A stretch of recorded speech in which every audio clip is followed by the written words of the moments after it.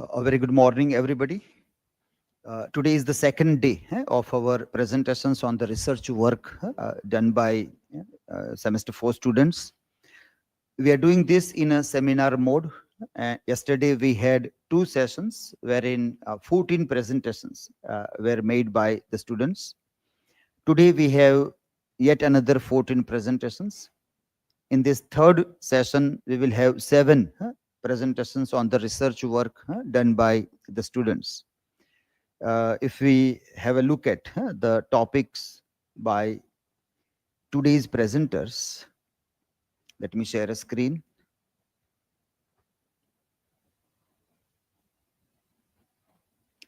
Okay, the first presentation will be by HIRAL, and it will be on a comparative study of partition and post-partition's violence in Train to Pakistan and Final Solutions. Okay. It will be followed by RESHMA's presentation on the fusion of select novels of American literature. The third one will be by VISHVA on exploring female roles in diverse culture through feminist and postcolonial theories, a comparative study of Pamela and wide Sargasso Sea. Okay.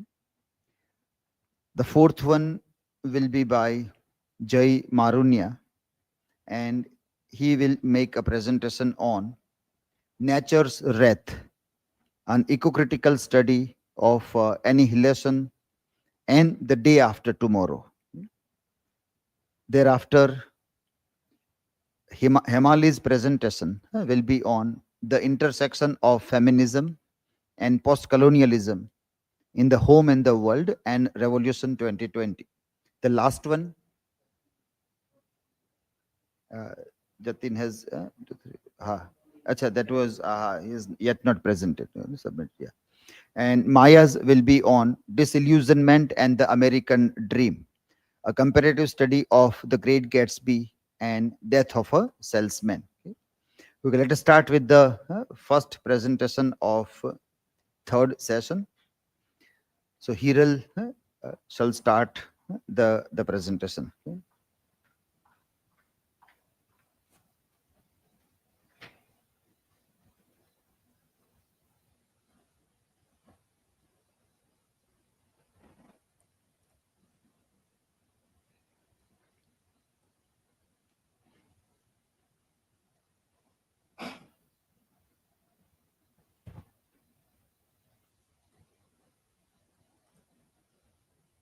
Am I audible, sir?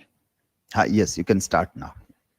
So, hello everyone. Today is SEM 4's last day of dissertation meeting and the dissertation seminar. And I am presenting my dissertation on the comparative study of partition and post-partition's violence in Train to Pakistan and Final Solution. These are the chapters which I am going to discuss. So let's discuss about the introduction. So partition of India, which is conducted in the 1947, caused mass displacement and communal violence between the two community people and the two countries people, which is India and Pakistan, and it will leaded that towards the political unrest between the two countries politicians. So, a British divide and rule policy fueled religious divisions and leading an ill-planned separation among the both the countries. 15 million migrated people, up to a million, died in a communal miscarriage. Long-term effects on the Indo-Pakistan War, border disputes towards a communal rights and among the communal people and the regional all the people. Literature as a historical record in Train to Pakistan captures immediate horrors, and Final Solution explores the lasting communal tensions between the two countries and the two community people. So the themes of that is identity loss, communal hatred between the two communal peoples, gendered violence, and also the trauma. So the impact from this the work is that preserve memory, challenges official narratives, and also call for reconciliation. So my objectives is that analyze the portrayal of partition violence in Train to Pakistan and its socio-political impact, and also compare the thematic concern among the narrative strategy of both the texts, study how the literature preserves and manipulate or the erase the history from the memory. So my research question is that how do Train to Pakistan and Final Solution depict communal violence, and also what are their key differences? So second question is that what role do religion and communal identities play in the sustaining conflict between the both things? Third question is that how does the literature preserve that the memory of partition, and also it influence the contemporary time of communalism? So my hypothesis of the dissertation is that Train to Pakistan and Final Solution, both the text portrays the communal violence as the ongoing socio-political struggle driven by the historical grievances, and also these all the things lead towards the political manipulation and inherited biases, and also they both the highlight fragility of the communal harmony, showing the how the propaganda and the mistrust can rapidly turn into peacefully coexistent, turn into the conflict situation. Through the narrative, both the text emphasizes the literature role between the historical memory and it preserving the challenging dominant narratives, also the fostering dialogue on the trauma and reconciliation, also the partition of lasting and impact on the communal identities. So, in the literature review, I found the research gap between the research and my research questions is, so the research gap is that identified that the study lies to in the exploration of the deep psychological trauma and how it the moral dilemmas faced by the individual during the partition, and particularly how its survivors, the administrators, and also the bystander peoples that struggle with the guilt, fear, and the complicity in the violence situation. While the discussion on the communal violence provide a broad perspective, it does not fully address the role of misinformation, but it's also lead towards the rumors and political opportunism, and also the escalating partition atrocities. And these critical aspects extensively analyze the situation in the later sections, that highlighting the complexities of the partition and beyond the partition time, also lead towards the physical violence among the communities, and emphasizing its enduring psychologically and socio-political time of consequences. So my literature review is that partition literature captures the human cost of displacement, violence, and the communal tensions between the two country people. So Khushwant Singh's Train to Pakistan explored the immediate partition violence and the collapse the later on communal harmony. And Mahesh Dattani's Violent Solution focuses on more that the post-partition communal tension and the psychological aftermath. Themes in the partition literature is that religious polarization, inherited trauma time, and also the political manipulation for the people who is underrated. Historical memory and literature, fiction and drama, both the things preserves the oral histories, and it challenge official narrative, and also it reveal the partition and lasting also the time of social political impact from the from the authority towards the minor people. So partition violence and its aftermath in Train to Pakistan, this is my chapter 3, and that is in the historical context. The 1947 partition lead to the mass displacement of the people, and also it lead towards the communal violence and deep animosity. So communal violence also lead towards the in the fictional village of Mano Majra, which is represented in the uh, train to Pakistan, and these represent also the rural communities turned into a part by external political forces towards fighting among the each other, and also it leads towards the communication communal propaganda. Symbolism of trains. Once symbols of the progress, they become the ghost trains and carrying massacred refugees and fueling revenge and fear among the two communal people of India. So key themes and the religious identity, nationalism, and psychological trauma shapes the characters and also events. In moral dilemmas, Hukum Chand's inaction and Iqbal's disillusionment and the Jagat Singh's ultimately sacrifice, highlighting the different responses of the partition time and hope and humanity. We found that in the train to Pakistan, that despite violence between the both communal people, that Jagat Singh sacrifice symbolizes the resistance against the hatred and advocating the reconciliation. So, chapter 4 is focusing on the violence and memory in the partition of final solution. Partition's lingering impact leads towards the exploring how the historical trauma sustains the communal violence in the post-partition time of India. Communalization of violence leads towards the prejudice persist across the generation, like Hardika, Bobby, and all the characters, and shaping societal narratives and reinforcing distrust. Political and media manipulation, that politicians and the media fuel the tension through the misinformation and propaganda to maintain the power of the authority. Psychological trauma in the final solution leads like characters like Hardika embodies the burden of inherited biases and unresolved the partition time of India and also trauma of that time. Hope and reconciliation, younger characters like Smita and Bobby. They both the characters were represent the breaking free from the historical time and historical prejudice from that past generation through their dialogues. So my conclusion is that Train to Pakistan portrays the immediate horrors of the partition, while Final Solution examines its long-term communal impact.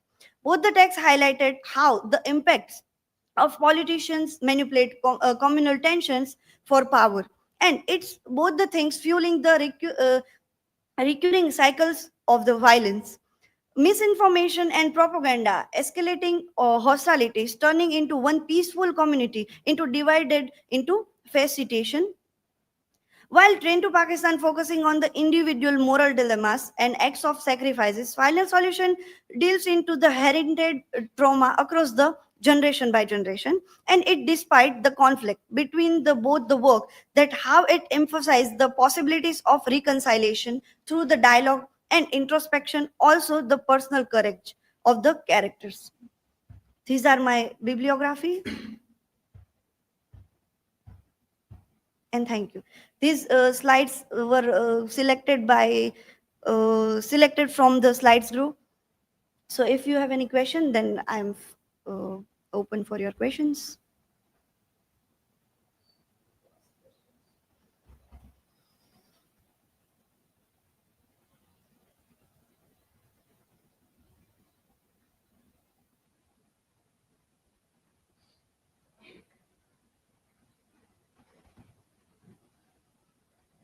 Here my question is how does the portrayal of violence in Train to Pakistan and Final Solution help leaders understand the psychological impact of partition?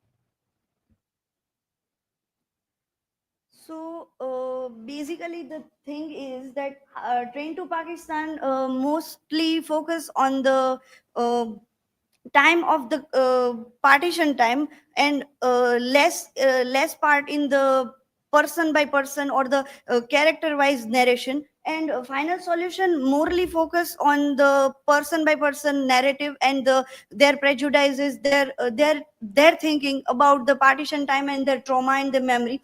So I think the reader this both the texts help readers to understand psychological impacts of partition through the characters like from Train to Pakistan, there is Jagat Singh and Hukum Chand, both were there. And in Final Solution, Hardika and her son, both character will help us to understand the timing and the psychological impact of the partition time of the India.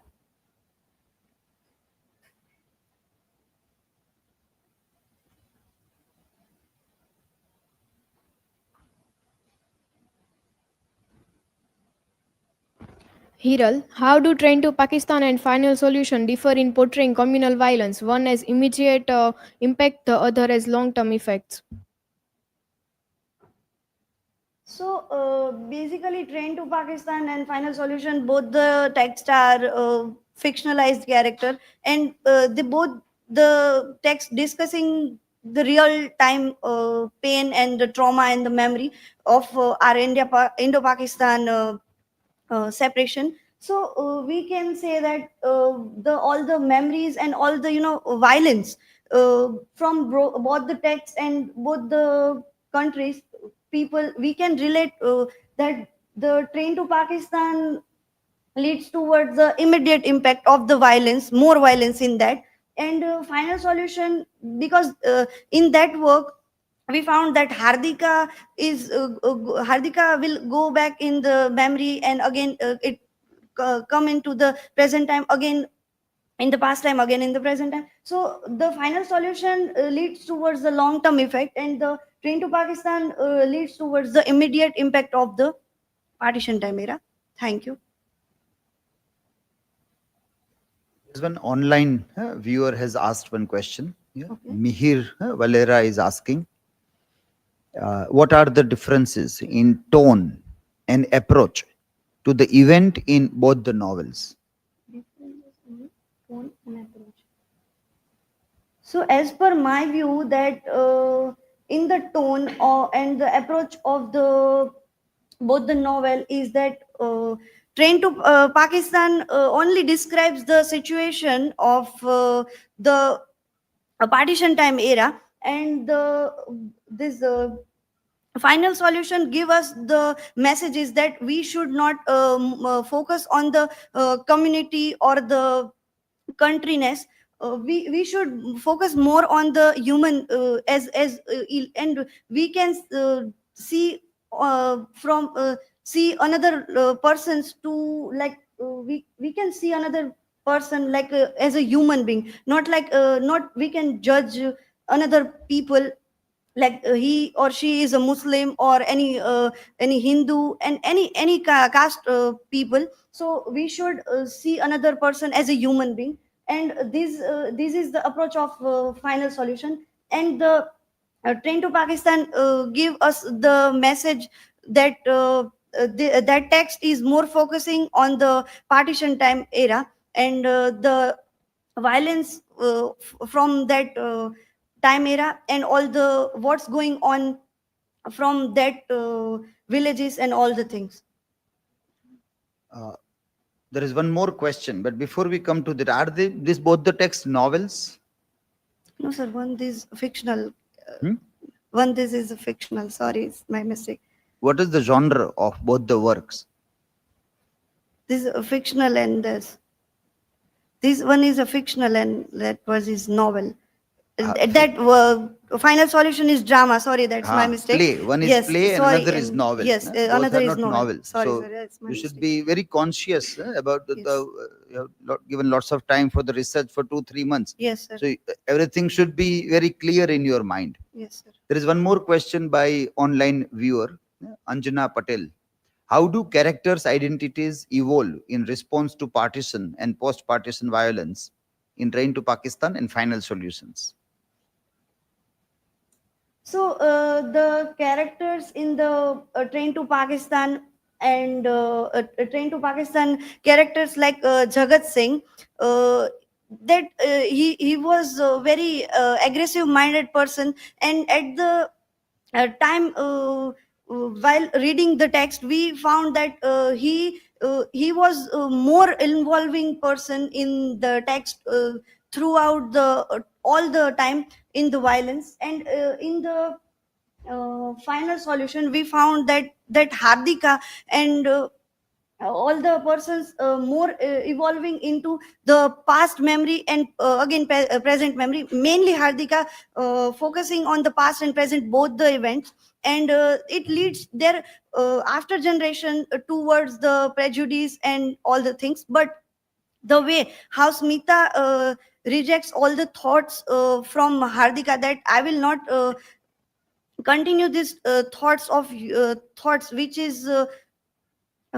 is given by you, that I will not this giving the race to these thoughts for future. So this is how the both the partition and post-partition violence in Train to Pakistan and Final Solution, both the characters of Hardika and the Smita and the Jagat Singh, both the characters and identities involves the responses towards the partition and post-partition time.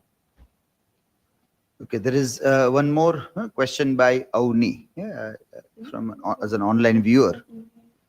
She's asking about what is the relevance of this work, research in current situation in India, even India and Bangladesh, Sir. riots happening there. This one, right?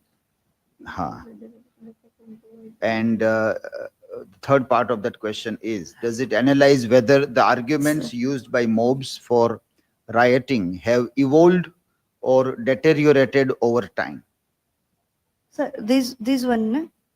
You reply to this in the comment. Okay, This all questions, which are very interesting questions Avni has asked.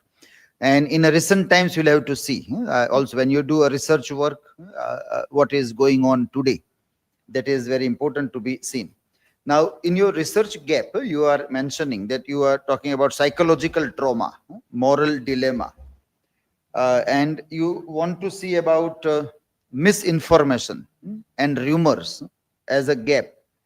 But that is still not coming. What kind of misinformations are dealt in both the works, play and that you have to give textual evidence, which is not found in your work. So that you have to see. And there is no analysis also that how misinformation and rumors are leading to riots. Okay. So that what you identified as a research gap is not fulfilled still in your research. So that you need to see. Title also you need to rework. Post-partisan's violence, that is still not appropriate. Apostrophe S that you are using with one and another is without that. If you want to use psychological trauma, then make a title around that. And Kathy Carruth's Yes. theoretical framework you are using. Yes. So in that line, you try to reframe the title. Okay. Research gap, try to fulfill in your analysis, and then conclude in a similar manner also. And give answers to Avni in the comment.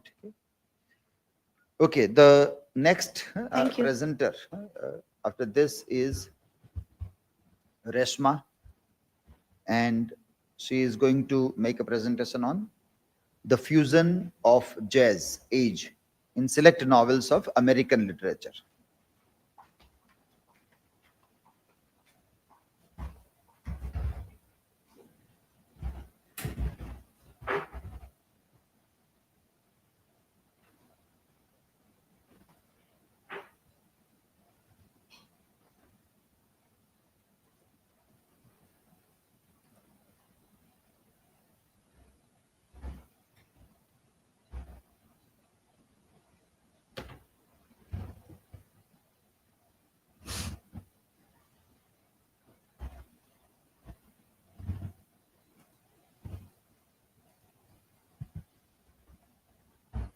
So hello everyone and very good morning to all of you. Today today's research dissertation presentation on interdisciplinary approaches in English studies, literature theory and beyond. So today I'm going to present my dissertation research presentation on the fusion of jazz age in select novels of American literature.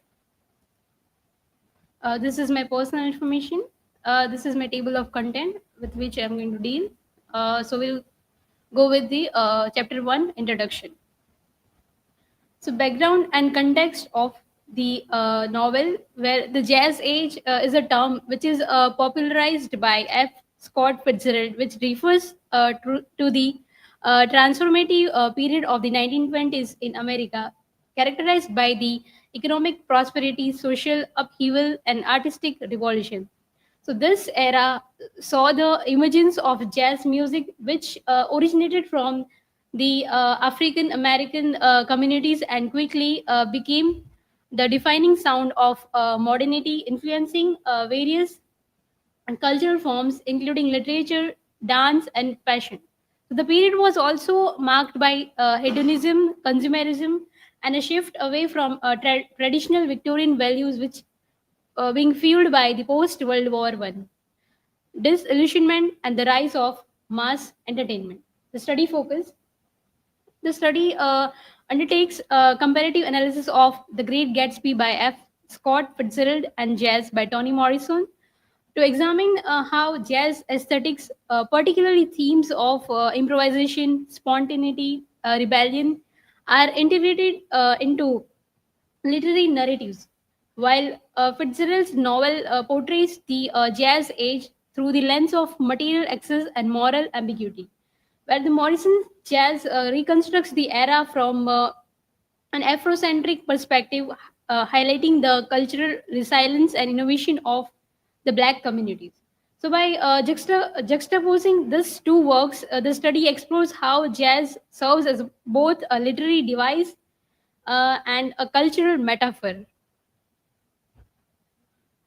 The methodology, the textual analysis, where we can see the close readings of The Great Gatsby and jazz to examine the jazz related themes, narrative styles, and structural techniques.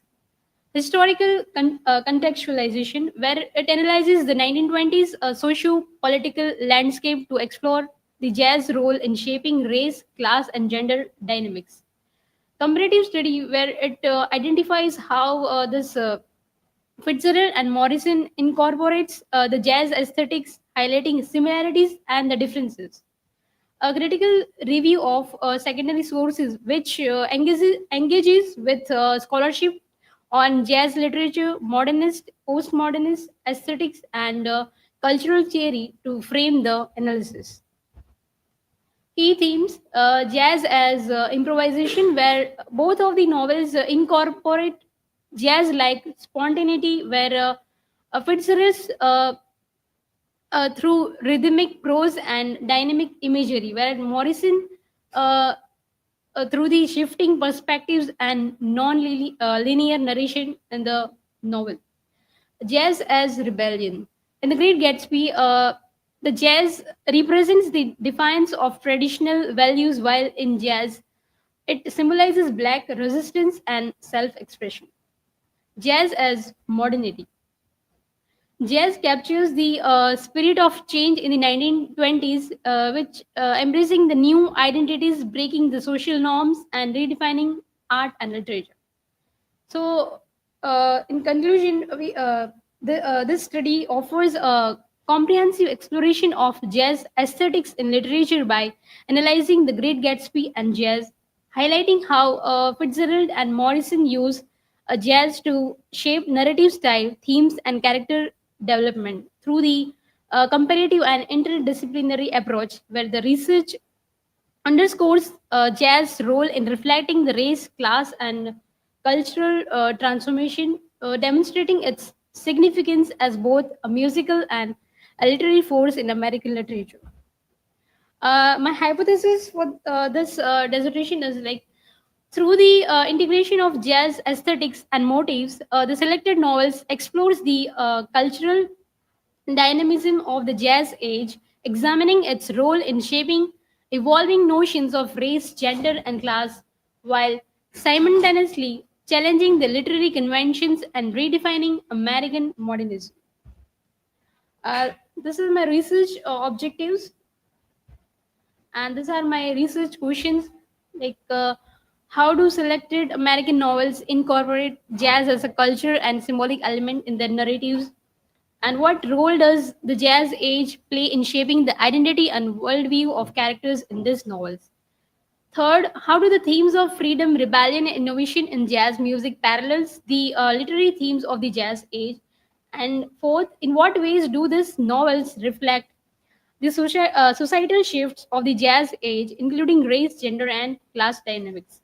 Last, how do the selected authors stylistically and thematically integrate jazz aesthetics into their writing to capture the spirit of their Chapter 2, Literature Review. Introduction. Jazz, both as a musical genre and cultural phenomenon, this chapter critically examines the scholarly discussions on jazz as a musical and cultural phenomenon, where the reviewed literature explores jazz historical roots, cultural significance, and evolving artistic and social roles. The key scholars such as uh, John Gennari in the jazz criticism, who argues evolution from entertainment to artistic legitimacy debates between the formalist and the cultural perspectives. Lawrence W. Levine argues that jazz marginalization and later recognition as an artistic form, whereas Gregory V. Thomas argues that examines inclusion, cultural power, and academic acceptance, where Terry Teachout argues that jazz transformation, technological influence, and survival in niche spaces. Jens Tartaglia, who argues the links between the improvisation to the concept of freedom and agency. Michael Casey and Kevin Felicis, who argues that examining the genre blending artistic innovation and cultural impact. Whereas a companion Warren G. Harding, who argues that the contextualizes jazz within 1920s media and entertainment, whereas Jeremy A. Smith argues that examines racial politics in Miles Davis fusion jazz. Ellen Margulies, who argues the critics about the Fitzgerald's evolving portrayal of race in the Great Gatsby, then Ted Gioa, who argues and offers a comprehensive but conventional history of jazz, whereas Barry Ulnow highlights jazz emotional depth and role in shaping the identity. Burton W. Parity explores how oral narratives preserve the jazz culture, and Rupali Mirza, who analyzes the Fitzgerald's critique of materialism and excess. Michael Nowlin, who examines the Morrison's redefinition of American literature through African American experiences. My research gap is like most studies they analyze jazz impact on the culture, but few of them tries to explore its influence on narrative techniques and literary hybridity. Conclusion, where the literature highlights jazz evolution from entertainment to a respected art form, which emphasizing its racial, cultural, and literary significance. So the scholars explores its fusion with other genres, historical impact, and lasting global influence. Chapter 3, the representation of the jazz age in the Great Gatsby. The Jazz Age and the Great Gatsby theoretical analysis. The Jazz Age, which was coined in the 1920s, which was a period of economic growth, cultural dynamism, and shifting morals values in the U.S. by F. Scott Fitzgerald. The Great Gatsby encapsulates this era, critiquing that the material access, social inequality, and the illusion of the American dream. So this analysis applies the cultural studies, feminist theory, and Marxist theory to examine the Fitzgerald's portrayal of the Jazz Age. So the theoretical perspectives on the Jazz Age were cultural studies by Stuart Hall and Pramod Kinair, who tries to reflect the dominant ideologies depicting the contrast between East Egg, inherited wealth, and West Egg, which is considered as self-made fortunes, while the Valley of Ashes, which symbolizes the working class struggles. A feminist theory by Gabrielle Ballot and Raymond Williams, where Daisy Buchanan, a character in the novel, embodies the paradox of female liberation glamorous yet powerless. Jordan Baker, who represents the emerging flapper culture but remains confined within the societal expectations. Means in a patriarchy form. A Marxist theory by Fraser and Nair, where the Gatsby's rise and fall highlights the rigid class barriers of the 1920s, proving that wealth alone cannot grant true social mobility, where Tom Buchanan exemplifies the entrenched privilege and patriarchal dominance. Representation of the jazz age in the Great Gatsby, where the characters like the Gatsby, who represents the jazz age dream, like excessive wealth, masking the deeper disillusionment, and his downfall exposes the corruption of the American dream, where he does lavish parties in this context of jazz age. Gatsby. Daisy, who reflects the limited agency of women despite the illusion of independence, who is like binded with a money-minded nature. Tom, who embodies the old money, elitism, and racial and class anxieties and male dominance, where he was as a uh, we can say as a hierarchy form. He was like having power with like he is like uh, very rich, that kind of. And Jordan, who challenges the gender norms but remains morally ambiguous. Setting and themes like Gatsby's lavish parties, which symbolizes the fleeting pleasure and social superficiality, whereas Mayor Wolfsham's ties to the crime highlight the corruption beneath the era's prosperity. The myth of social mobility is shattered when Tom asserts Gatsby's lower class origins as an insurmountable barrier. In concluding, we can say that using cultural, feminist, and Marxist theories, the Great Gatsby critiques the American dream, gender constraints, and class divisions. So Fitzgerald tries to present a society addicted to illusion yet unable to escape from the structural inequalities, making the novel a lasting commentary on the jazz age. Chapter 4: The Representation of the Jazz Age in Jazz by Toni Morrison. Background of the novel. Toni Morrison's jazz captures the socio-economic shifts of the 1920s, shaped by the Great Migration and the Harlem Renaissance. So the novel reflects the jazz music's improvisational nature, mirroring the era's cultural vibrancy and racial tensions, where Harlem, both as liberating and alienating, tries the contradictions of the jazz age, and Morrison's fragmented narrative, which is shifting perspectives and the non-linear storytelling, which challenges the traditional literary structures, immersing the readers in the dynamic, unpredictable rhythm of jazz. The jazz age in jazz, a theoretical analysis. Morrison jazz interprets the jazz age through the postmodernism, historiographic metafiction, and African American cultural traditions, where the novel challenges the grand narratives, portraying the history as fragmented, subjective, and fluid like jazz music. So, theoretical perspectives on the jazz. Using postmodernist techniques such as unreliable narration, intertextuality, and non-linear storytelling, where Morrison critiques the romanticized depictions of 1920s, the novel also reflects the Harlem Renaissance ideals, exposing the racial and social struggles beneath the artistic and cultural achievements. Representation of the jazz age in jazz. The characters like Joe Trez, who represents the migration, identity struggles, and the emotional instability of the jazz age. Whereas Violet Trez, who embodies the trauma, reinvention, and female agency in the novel. Dorcas, who symbolizes the youthful rebellion and the generational shift in Harlem. Felice, who reflects hope and resilience of the younger generation. Golden Gray, who highlights the racial ambiguity and historical displacement.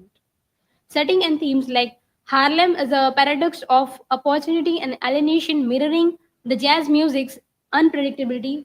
themes which identify the fragmentation, racial inequality, love, and betrayal, and music as a structural and cultural force. So, by concluding, Morrison's jazz tries to deconstruct the jazz age, blending through historical reality with jazz inspired storytelling. So, by intertwining through improvisational narrative techniques with themes of identity, memory, and social struggle, the novel redefines both the literary and cultural legacy of the 1920s. Overview of the study. Well, this and dissertation explores how the jazz aesthetics, improvisation, fragmentation, and fluidity, which shapes the narrative structures, character development, and themes in The Great Gatsby and jazz. Using the cultural studies, postmodernism, and Marxist criticism, it highlights that jazz as a transformative force, challenging the traditional storytelling and reflecting the jazz age's cultural dynamism. Significance of the study, where this study highlights the jazz influence beyond music, shaping the literature through the themes of identity, transformation, and resistance. So, by analyzing The Great Gatsby and jazz, it tries to reveal how the literature interprets jazz as a cultural force. Limitations and further scope of research. This study focused on The Great Gatsby and jazz, where the limiting its scope and expanding to the Harlem Renaissance or contemporary jazz influence the literature could offer a broader perspective. Further research could explore jazz global impact and its role in oral traditions and its intersection with digital media, enriching the study of jazz aesthetics and literature. So the concluding remarks, jazz in literature is not just a theme, but a structural device which is redefining the narrative expression, whereas Fitzgerald critiques the materialism, while Morrison reclaims the Black history through jazz-inspired storytelling. So the study underscores that jazz, jazz is a lasting literary influence, with future research expanding into global literature and digital media. This is my citation. Thank you, and if anybody is having question, feel free to ask.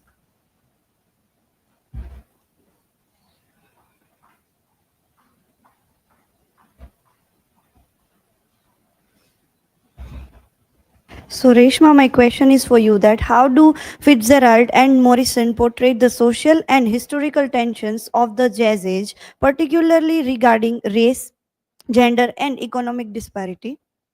Okay, Needle. So, in this novel, we can see that the Great Gatsby, there is a divide between old money and new money, like East Egg and West Egg. So, the women's like Jordan Becker, then this Jordan Becker and Daisy Buchanan, who are like largely not representing the very largely the racism is absent in the novel, and they are in the patriarchal form, and whereas in jazz by Toni Morrison, who tries to like tell the a story in a non-linear form, where we can see she is trying to integrate about the black experiences through racism, then migration and economical struggle, we can see in jazz. So in this way, I think it particularly talks about the race, gender, and economic disparity reflects. Mm.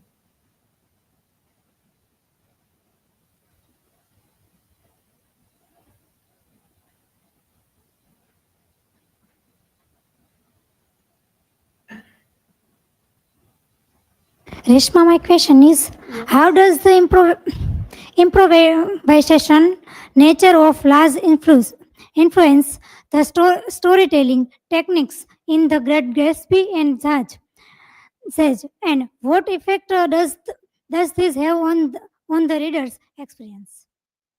As we can see that the improvisational nature of jazz influences the storytelling technique in The Great Gatsby. Like it it talks about mainly about the jazz age, and it does not we can see like more about, it talks about the love, and in Great Gatsby we can see that the story telling is in a non-linear, and it also keeps revisiting.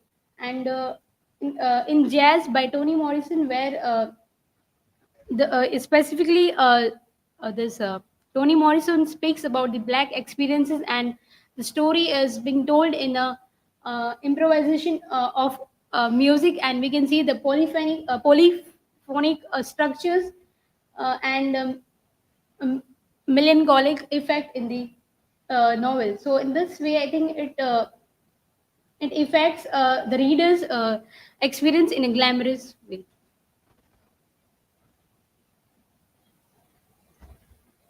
Okay, so your research gap says that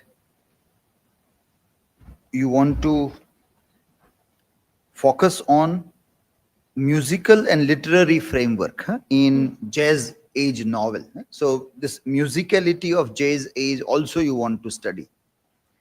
The influence of jazz on culture, identity, improvisational structures, hybridity.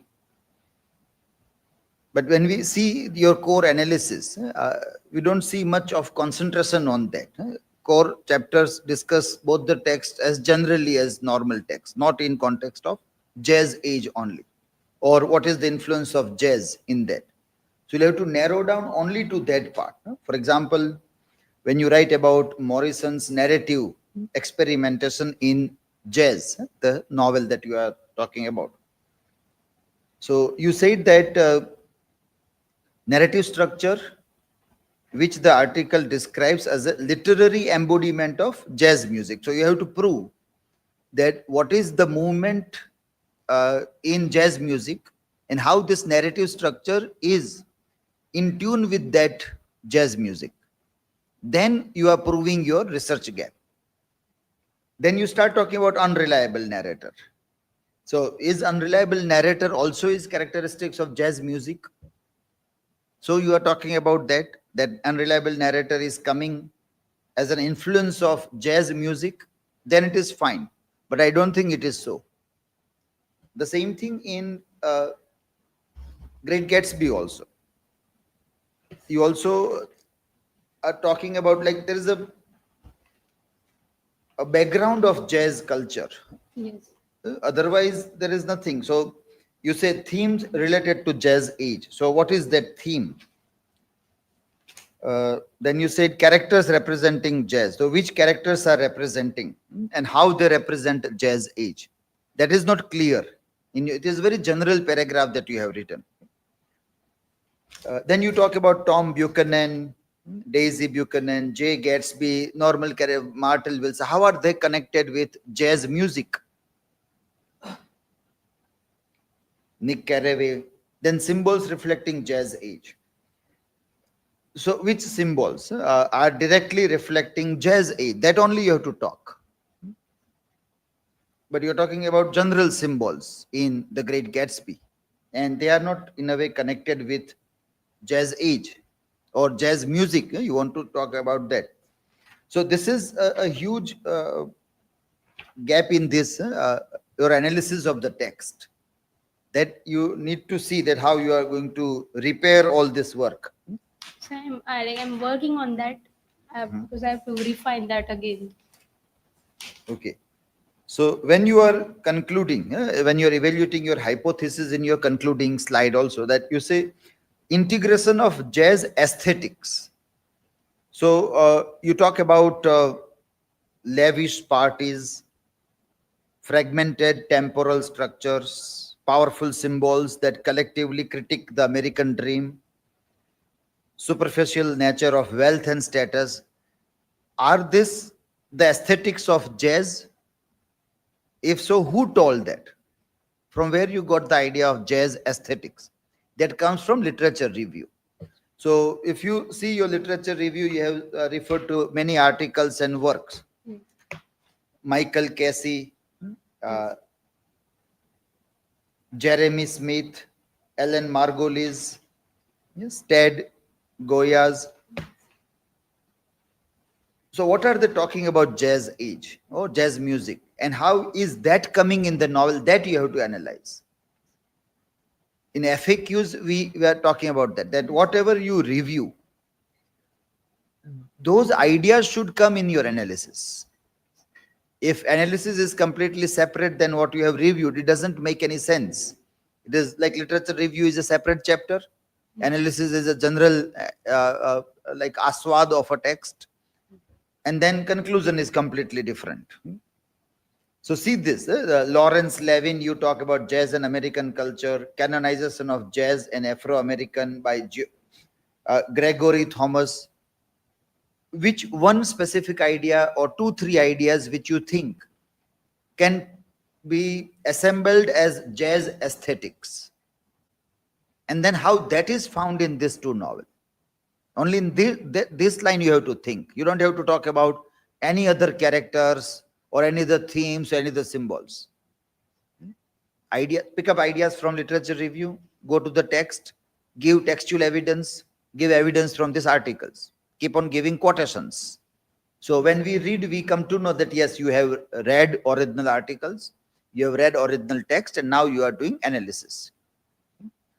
Getting the point? What all the things that you need to rework in this, that all you have to repair and complete it properly. Okay, so our next presenter is VISHVA, and she is going to make a presentation on exploring female roles in diverse culture through feminist and postcolonial theories, a comparative study of Pamela and wide Sargasso Sea.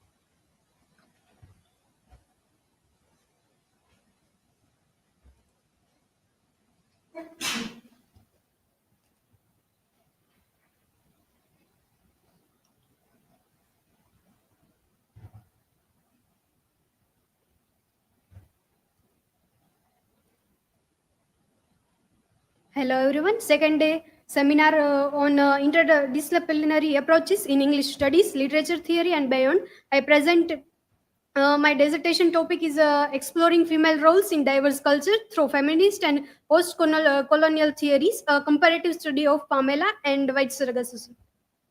This is my table of content. Chapter 1, Introduction. Background of the study. Literature reflect and reinforces social structures, patriarchally, gender and colonial power dynamics.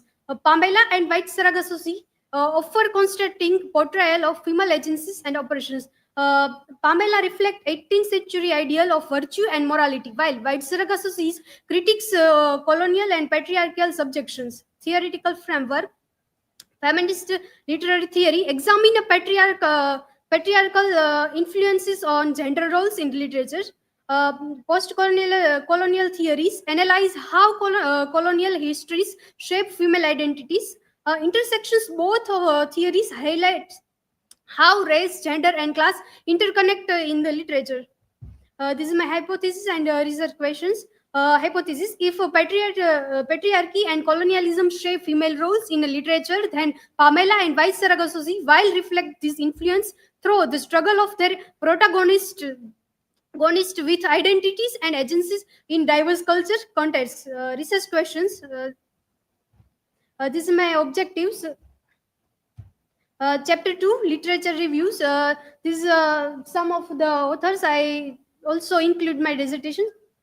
Chapter 2, Ellie's major argument, feminism and post-colonialism challenge dominant knowledge systems, and I apply of the literature review help farm the intersections of feminist and post-colonial critique in Pamela and White Sargasso as a ma'am. White Sargasso and 4 highlights marginalized female voice resisting colonial and patriarchal oppression. Support post-colonial and feminist reading of Antoinette in White Sargasso Castle Terry. Pamela is not just a moral table, but also a text exploring female sexuality and power. Contributes to feminist analysis of Pamela, challenging traditional virtues narratives. Hope Trevor, White Sargasso dismantles the colonial and patriarchal assumptions of genders. Supports the post-colonial critique of White Sargasso as a response to yes. This is some also Jean Queen Mary Elton,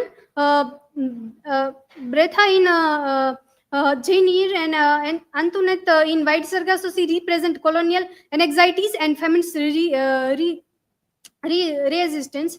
Lewis, Reina, Mills, Sarah, feminist and post-colonial theories must integrate to fully critique colonial patriarchy. Spencer Wood, Susan M. Colonial institutions in force patriarchal operations through material and ideological means. Tyagiri to post-colonial feminism bridges gap between the feminist and post-colonial discourse. This is a feminist theorist I also include in my dissertation. Theory and where it is applied in the dissertation. Semior de Beauvoir, the second sex, gender as a social construct, examine how social norms define Pamela's virtue and agency. Judith Butler, gender performatives, investigates how Pamela's virtue is a performance shaped by patriarchal expectations. Helen Scholter, gynocriticism, analyze the female literary voice in both novels, focusing on how women's narrative are constructed and received. So the Sandra Gilbert and Susan Gruber, the meadow in the attic frame Antoinette as the meadow woman and reclaiming her voice from Jane and challenging patriarchal narratives. This is a post-colonial theorist Edward Said's and theory of Orientalisms and examine colonial narrative shaping Creole's identity in White Sargasso. Gayatri Spivak, subaltern theory, analyze Antoinette's silencing and lack of agency in White Sargasso. Chandra Mohanty, post-colonial feminism, highlighting the intersections of race, gender, and colonialism in both novels. Homike Baba, hybridity and colonial mimicry, explore Antoinette's culture, displacement, and fragments identity in White Sargasso. This is my research gap. Research on Pamela and White Sargasso often lack a comparative and intersectional focus, overlooking culture, context, cross-culture insights, and female resistance. This study bridges these gaps using a feminist and post-colonial perspective to explore how literature shapes female identities. Chapter 3, Feminist Analysis of Pamela, Theories Applied in Pamela. Feminist literary theory explore how Pamela resistance reinforce patriarchal values rather than challenging them gender performativity. Pamela virtue is performed detected by social norms and domestic ideology. Marriage is both a patriarchal institutions and sites of female negotiation of power. Key themes: virtue and morality as a tool of agency. Pamela's virtue gives her limited power within a patriarchal system, allow her resist Mr. B's advances. However, her agency is shaped by social expectations that define female worth through the castity and obedience. marriage is both empowerment and patriarchal control. While Pamela's marriage grants her social mobilities, it also reinforces the ideas that a woman's success depend on conforming to patriarchal norms. Her triumph is both a personal victory and also submissions to social expectations, class, gender, and intersections in family resistance. As a lower class servants, Pamela's struggle is shaped by both gender and class oppression. Her resistance challenges aristocratic power, yet it ultimately conformed to patriarchal idea and limited her autonomy. Feminist criticism on Pamela, critic of Pamela's empowerment. Some scholars argue Pamela virtue is a patriarchal tool, not a true agency. And Terry Castell also give Pamela is not feminist heroine, but a figure shaped by male desires. Reinforced as a resistance, marriage as a rewarded. Pamela's virtue is validated only through Mr. B approval, and contradictions. Pamela resistance Mr. B, but ultimately submit to patriarchal structure. Chapter 4, Postcolonial Analysis of White Sargasso Sea. Theories applied in White Sargasso Sea, Postcolonial Feminism. Antoinette is a subaltern woman, silenced and oppressed by both colonial patriarchy, Orientalism, and Rochester's gaze exoticide and dehumanize Antoinette, reinforce colonial binaries, hybridity, and mimicry. Antoinette's Creole identity is isolated her from both white Europeans and black Jamaicans. Key themes: intersections of race, gender, and colonialism.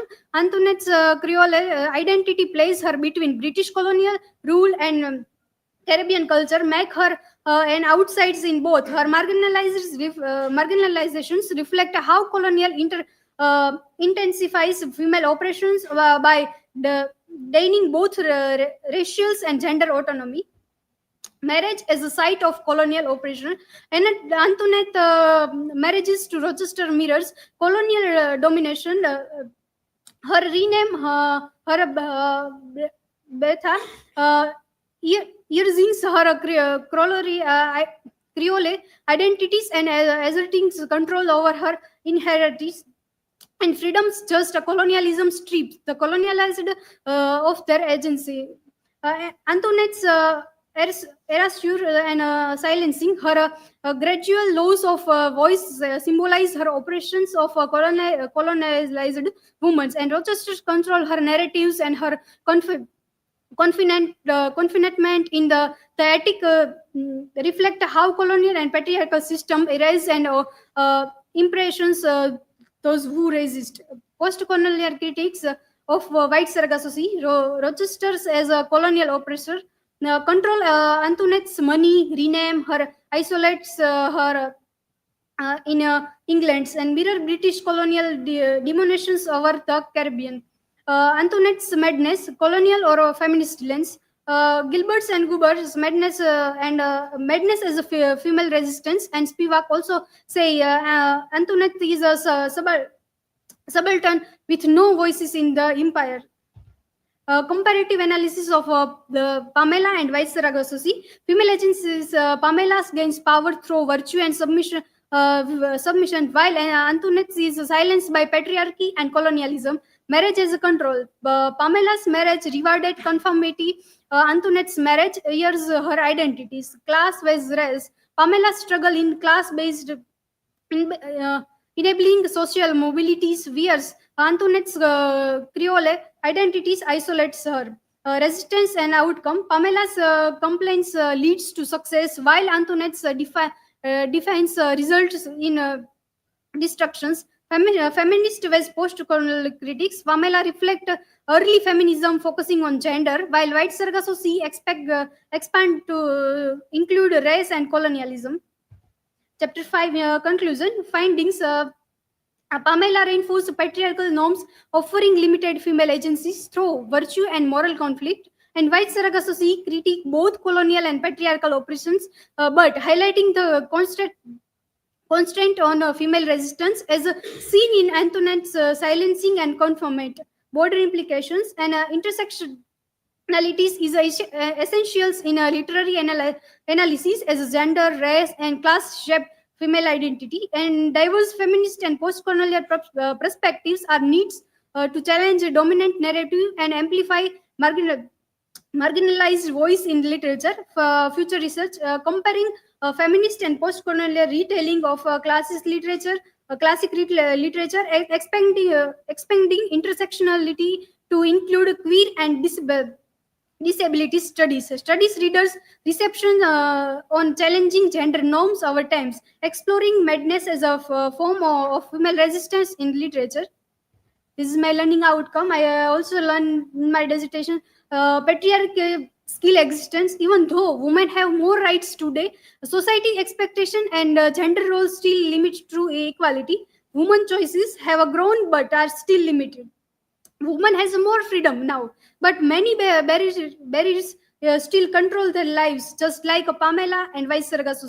Intersectionality matters. Gender inequalities is connected to race, class, and history, shaping women's struggles in different way across cultures. Feminist and post-colonial ideas are impact. Different viewpoints help changes dominant stories and give voice to marginalized women. Literatures help us understand gender issues. Studying books from different times helps us learn about past and present struggle for equalities.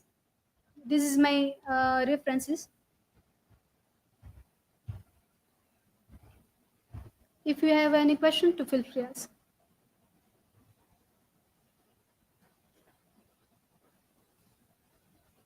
Hello, Vishwa. My question for you is like, why do you think the character of Andwaine in White Sargasso Sea loses her identity after marriage while Pamela gains social status? Antone also lose her identity after marriage because Rochester control of her name, money, and freedom, and while Pamela's gains status because her obedience fits society's ideas perfect woman.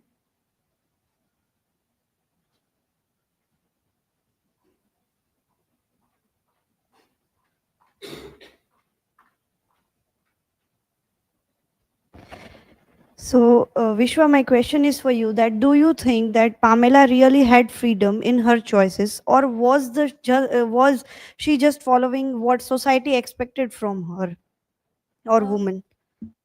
Yes, Pamela choices seems like her own because she also mostly followed what the society expect and staying virtues. Virtues can she also rewarded with marriage and security?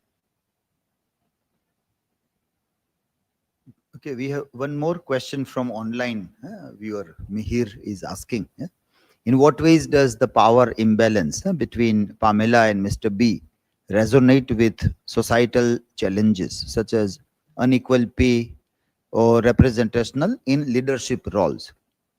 You answered to this in the comment. This. Okay, now, in your research gap, you are seeing that lots of work is done on both the text from feminist angle or even post-colonial angle also.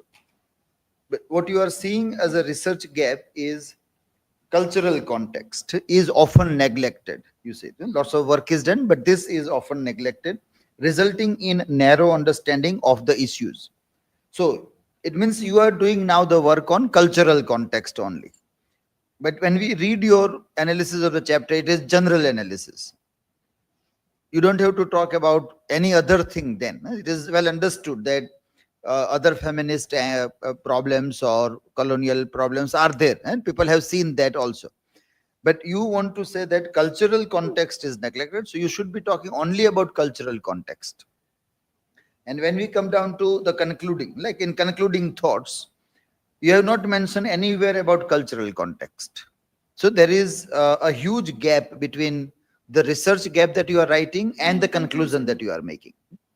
So in FAQs, we discussed that you ask questions to yourself and see, are you able to say that all the answers are getting yes as an answer. All the questions are getting yes as an answer or not. If not, then rectify everything. And lots of rectification you need to do. Unnecessary stuff is not required. There is no need to recycle or repeat the things. But what you see as a research gap, that only you have to justify. Your literature review chapter also you need to revisit. Literature review means we told you to watch videos and understand properly and then see. So some other works which are done that you are reviewing so that you can say that this work is done, that work is done. But after reviewing all this thing, I think that this work is not done. So I am trying to do that work. Literature review is to find research gap. What is the objective of literature review? To find research. But in literature review, it doesn't seem to be, we are just talking about the text and other thing. But who is telling what research is done? That is missing in literature review chapter also. So that also you need to revisit and reframe the things also. And give an answer to this question in the comment. Okay, our next presenter is, who is the next one? Jatin. Yeah, have you submitted, Jatin? Okay, yes, you can come and start your presentation.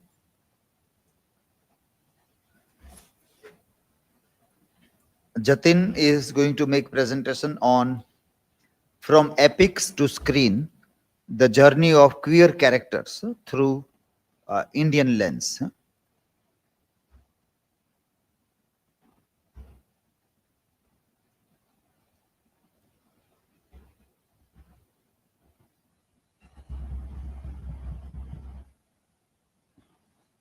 By the time he gets ready, there was a question from Avni also to VISHVA,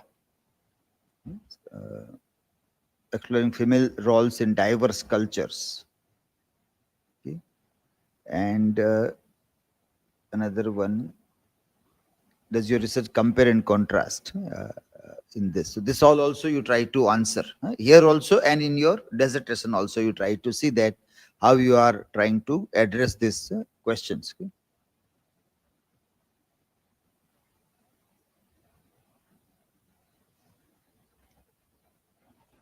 Can I start, sir?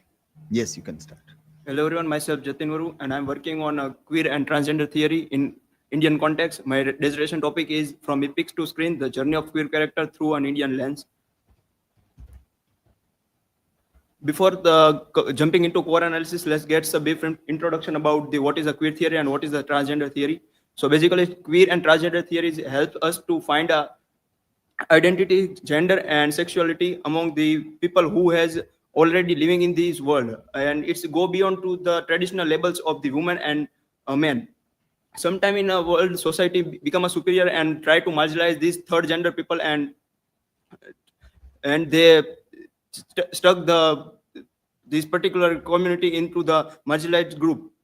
But with the help of this theory, these provide a place in of those people in society, queerness in Indian epics.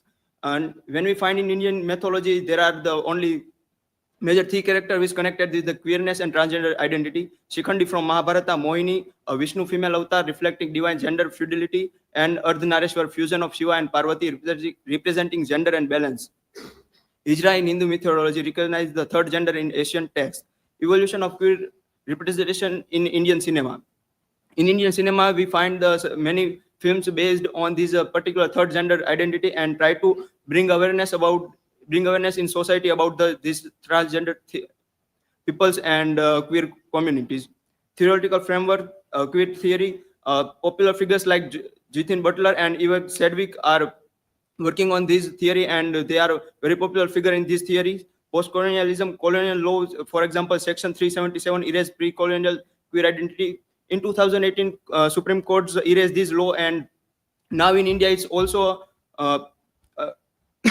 legal to live in a same gender relationship. Film studies, representation, censorship, and audience reception. Hypothesis of my work is, and these are some research question and research objective of my work. In chapter 2, as we discuss about the queer theory and transgender theory, queer representation in mythology. In mythology, in Indian mythology, we find Shikhandi from Mahabharata, who is born as a female and then reborn as a Shikhandi, who is have female body with masculine power, and he try to revenge with Bhishma, and there Mohini, who is a female avatar of Vishnu, and Ardhanareshwar, who is a combined avatar of Shiva and Parvati. Queer in literature, in literature, I referred the text of contemporary literature, The Minister of Utmost Happiness by Arundhati Roy, and the transgender protagonist Anjum's journey of self-acceptance, and Kamala Das, The Dance of the Ithus, the represent of Hijra's struggle, and Seven Step Around the Fire by Mahesh Dattani explore the Hijra's identity in the heteronormative society. Queer representation in cinema, for that I refer Chandigarh Kare Ashki, Bollywood history step storing versus recent progressive narration, independent and regional film provide more nouns representation. Chandigarh Kare Ashki as a case study and trans identity in mainstream Bollywood. There are some key authors which I referred during my dissertation work. And chapter 3, key figures in mythology. As we discuss about the Shikhandi, Mohini, and Ardhanareshwara, they all are divine character in Hindu mythology, and therefore the easily in Hindu house we find the acceptance of these all characters. Theme in Indian mythology: gender transformation as a divine intervention, same-sex union in Hindu texts, perinatal supersession, or queer themes in mythological retelling. Queer identity in contemporary literature: The Minister of Utmost Happiness, Anjum struggle, and transgender women. When we talk about the Anjum struggles, and then we find Anjum is firstly born as Aftab, and then after surgery transformed in a woman and considered as a Anjum. Similarly, when we talk about the Shikhandi, in first she born is a female character Amba, and then he transformed in a rebirth. He transformed into a woman who have masculine ability, but in the both case, we find a separate outcome. In the case of Shikhandi, easily acceptance in society, and when we talk about the Anjum, and then in a novel we find he do a lots of struggle and suffer for her acceptance. The intersection of queerness and caste, religion, and politics, literature is a form of queer resistance. A case study of Chandigarh Kare Ashki and comparative analysis of the both literature, mythology, and cinema. Evolution of queer representation in Indian cinema. Early cinema queerness despite in subtext. Sangam and Mughal Azam, we find these topic in the both film, how they talk about transgender and how they talk about the problem faced by this person in the movies. In stereotypic discrimination, comic relief, and or a villain. In the early cinema, we find the queer represent as a comical character or as a villain mostly. And 2000 to present, more realistic portrays Aligarh Kapoor and Son and Chandigarh Kare Ashki. In the contemporary era, we find the director who wants to represent the queer character as a more realistic, and they try to take a place in society. And through their films, they spread to awareness about the third gender and into society. Plot summary of the Chandigarh Kare Ashki: a romance between cisgender man and trans woman. In photos, you find Manvi, who is before a surgery known as a Manu, and then after a surgery he become a man to a trans woman, and then they both are come to in a relationship. And after a physical relationship, the protagonist of the movie Manu was find the reality about the Manvi, and they try to ignore her, and in the end of the movie we find they both are come on a same boat, and then put your thought in a same shoes and try to spread awareness about the third gender community. Representation of the trans identity progress, but some criticism for commercializing trans experience, culture significance, increasing queer visibility in Bollywood. Comparative study of queer representation. Mythology: queerness as a divine legitimacy. When we talk about the Shikhandi, Ardhanareshwara, and Vishnu's and Mohini's avatar of Vishnu, then we find that they all are easily acceptance in the Hindu mythology and even in the contemporary society, because they are connected with the divine power.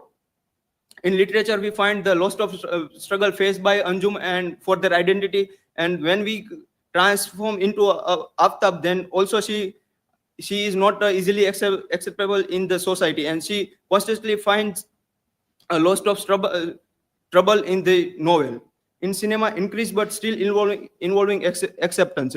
In the movie, when we find the Manvi's her own family is not ready to accept her in when he transform his body into man to a woman, and then her mother also time and again he constantly pressure on about the same topic, why she do this step to the world. Chapter 5, key finding: mythology. Asian Indian texts were more accepting or queer identity than colonial era, as we discussed again during a presentation. Divine power, if you have a divine power and if you have some kind of a support, then you can easily accept them in the society. And literature is, in case of Aftab as Anjum, we find that he faced the lots of struggle during his journey. And in the cinema, Manvi also struggle of acceptance in the movie. Addressing research gap, regional cinema and literature beyond Bollywood explore the queer themes in non-Hindi films, web series and digital media. Netflix Prime Videos as a platform for authentic representation, audience reception studies, understanding how Indian audience engage with the queer stories. Future direction, intersectionality, examine caste, class and religion in queer narrative. Comparative study, how Indian queer representation compare with other political societies. Expanding a research methodology in ethnographic studies, interviews with queer characters and activities. Bibliography, primary source of my work, and there are the secondary source of my work. Now, if you, for a while, if you get cite down this work and all the mythology and literature and the movie, then we find it's a harsh reality to accept all this queer identity in the real world. A country like India, people have trouble to accept this complex theory, and there is no matter how many literature were written and films were published, but still they face some problems and for their acceptance.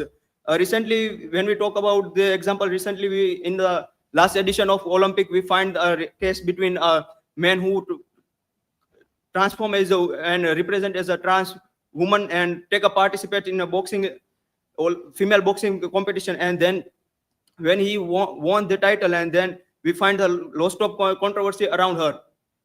When you can transform a man to woman or woman to a man, but you cannot you can transform her physical body or his physical part, but it is hard to transform her mentality or his masculinity or his power to the another gender.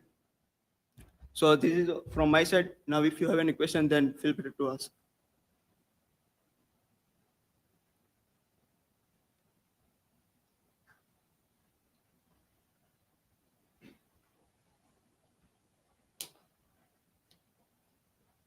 So, Jatin, my question for you is, what is the major difference you have observed in your studies between the representation of queerness in mythology and in cinema? A major difference which I found in mythology and cinema is a problem of acceptance. When you talk about the Shikhandi and Ardhanarishwara and Mohini, then we find the very similar case happen in the cinema with Manvi. When you talk about the Shikhandi and Mohini, the Shikhandi is born as a Amba, and there he transform her identity into a Shikhandi from a woman to a man. And similarly, Vishnu, avatar of Mohini, then we find the Vishnu as a transform as a Mohini. Then they all are very easily acceptable in the Hindu mythology because of they have a divine power.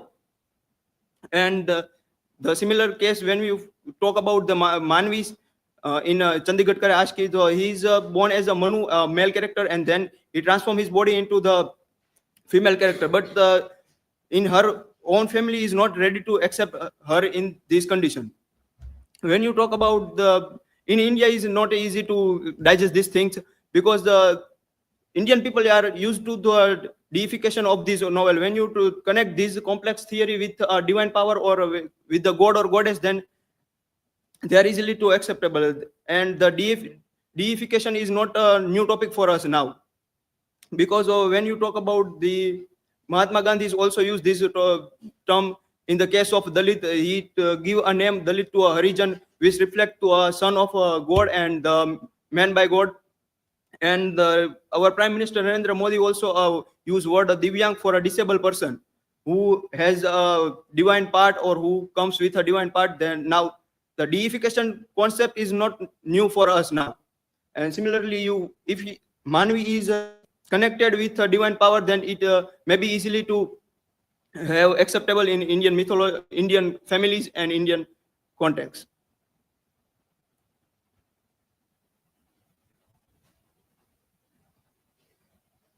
Jatin, my question is, if Shikhandi exists in contemporary times, what kind of problem do you think she would face? First of all, when you talk about the Shikhandi and when you go through the characteristic of the Shikhandi, then you find she is very aggressive and very proud woman for his gender identity. First of all, if Shikhandi exists this time, then maybe she cannot survive in this world because of which kind of attitude she have. It is very hard to survive in this government and corporate world.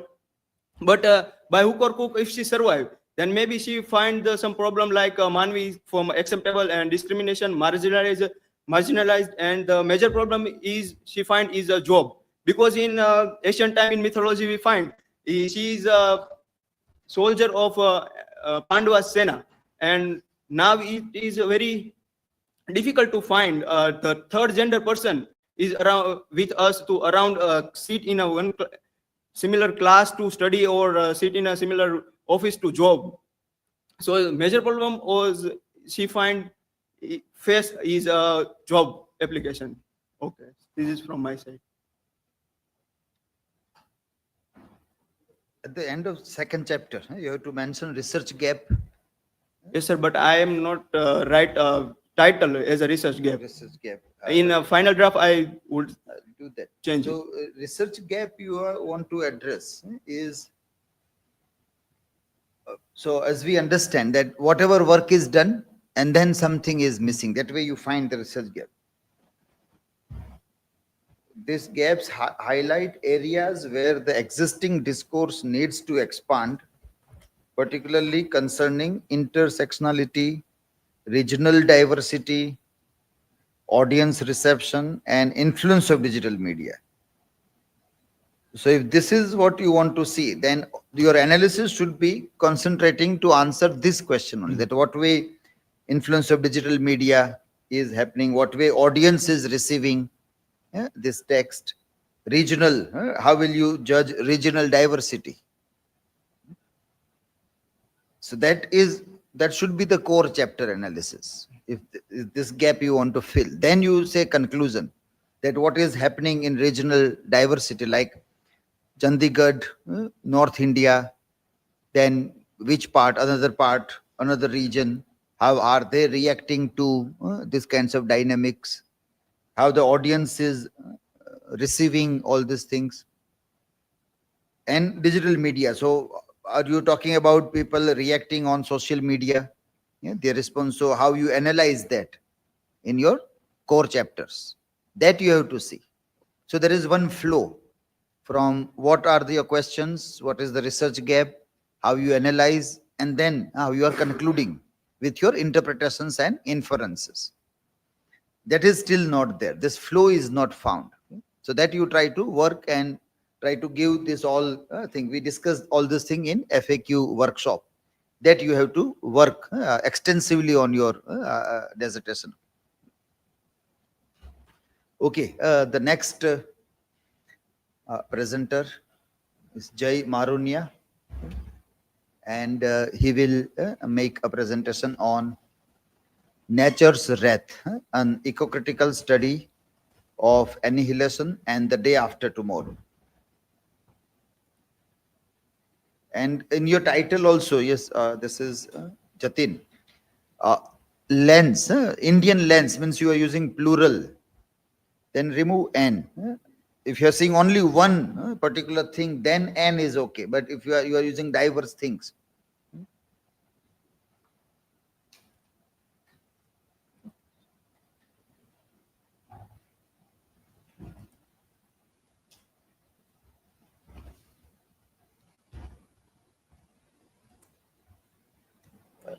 You referred to one character, huh? By novel. This Shaku Zulu. Huh? What is that? In the analysis of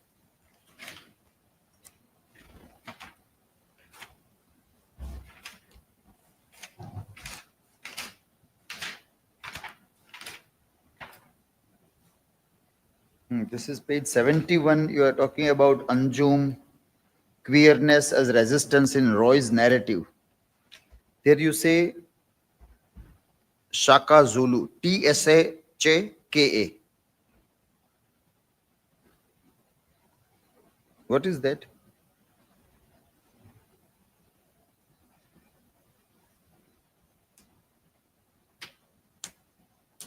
Say, for everybody, anything from any page from your dissertation, anything is asked, you should be aware, because it is written by you. So you should be aware what is there and what way it is done. Go thoroughly and you should not be surprised to see that what is there. Yes, are you getting that? 71 page. Memory as resistant. Shaka Zulu. Another important character, Shaka Zulu. If you're talking about Ministry of Utmost Happiness, I don't think there is any such character in that novel.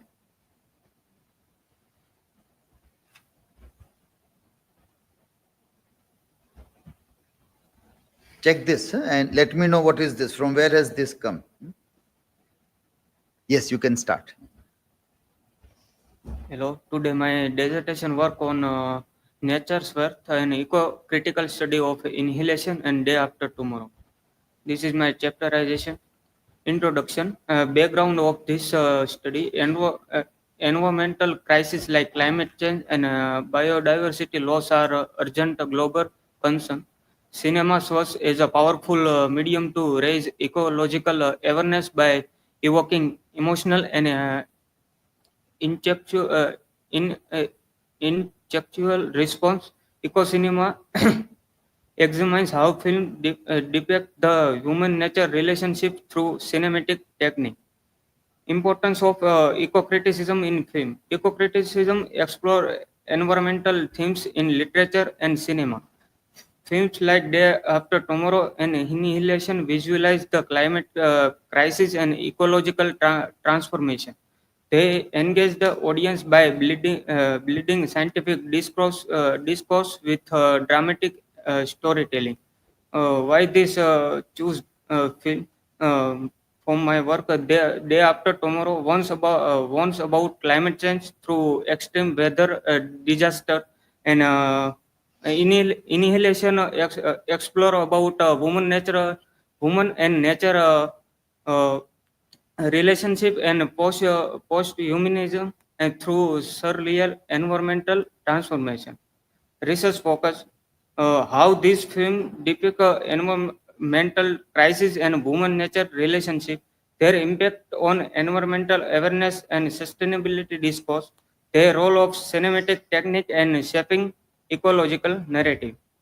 My hypothesis of dissertation: if Annihilation and Day After Tomorrow depict devastating impact of ecological imbalance and complex relationship between woman and nature, then an eco-critical analysis of this film can reveal how they raise environmental awareness to urge action for sustainability.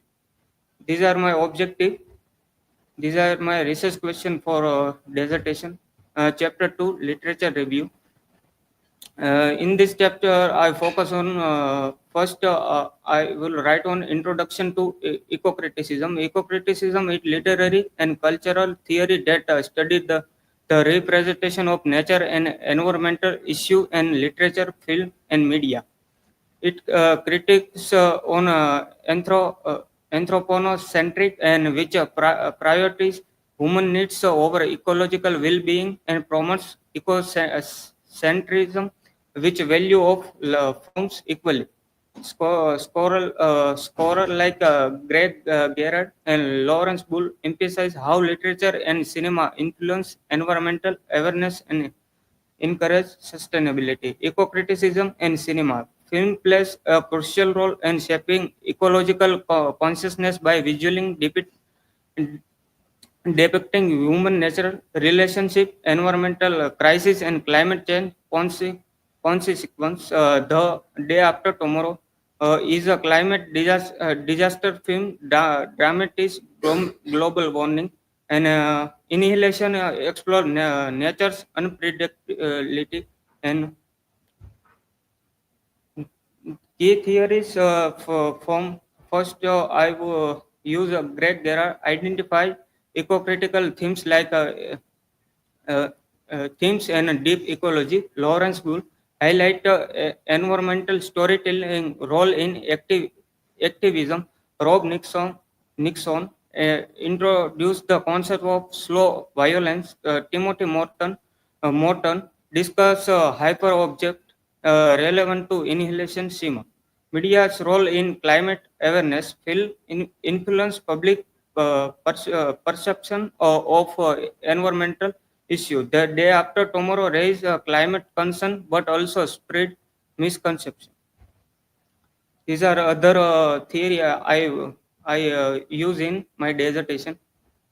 Research gap. The study analyzed eco-critical themes and cinematic technique in Annihilation and Day After Tomorrow, but it does not examine audience interpretation, whether this film inspire climate awareness or remain just entertainment. The impact of scientific exaggeration in The Day After Tomorrow on public understanding of climate change and not fully explored. The study also does not explore the eco-feminist perspective despite Annihilation's strong female-led narrative.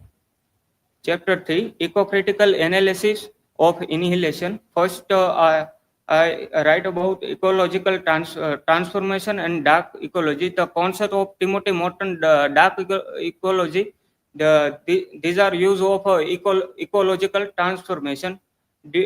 Deleuze and Guattari's concept of becoming. The film aligns with Deleuze and Guattari's concept of becoming, where woman and nature merge in new and unpredictable ways. Self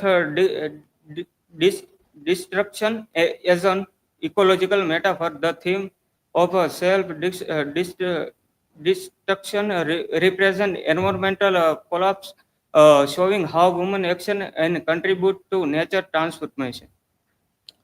Other theme I was